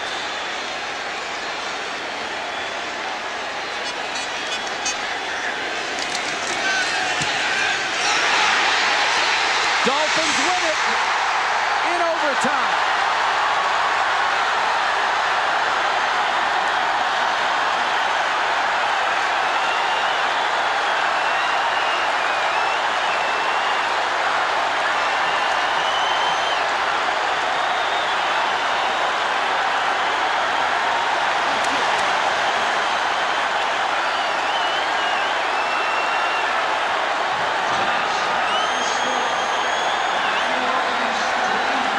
Pete Stoyanovich with the field goal. Eagles selling out to try and put it through. They couldn't block it. Nice job. Nice job by Sequels to get the ball down. They know that's good as soon as it comes off his foot. And so did Don Shula, who wins his 295th game. And Stoyanovich might be one of the most valuable 8th-round draft choices the Dolphins have ever had. He is 20 of 22 this year, and Buddy Ryan sees his hopes of a win on the road go down the drain. Marino, 365 yards tonight.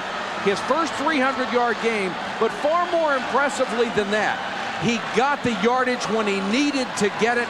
10 points in the 4th quarter and the field goal in overtime. Brilliant performance by Dan Marino. Our final score, Miami 23, Philadelphia 20. For Joe Theismann and our entire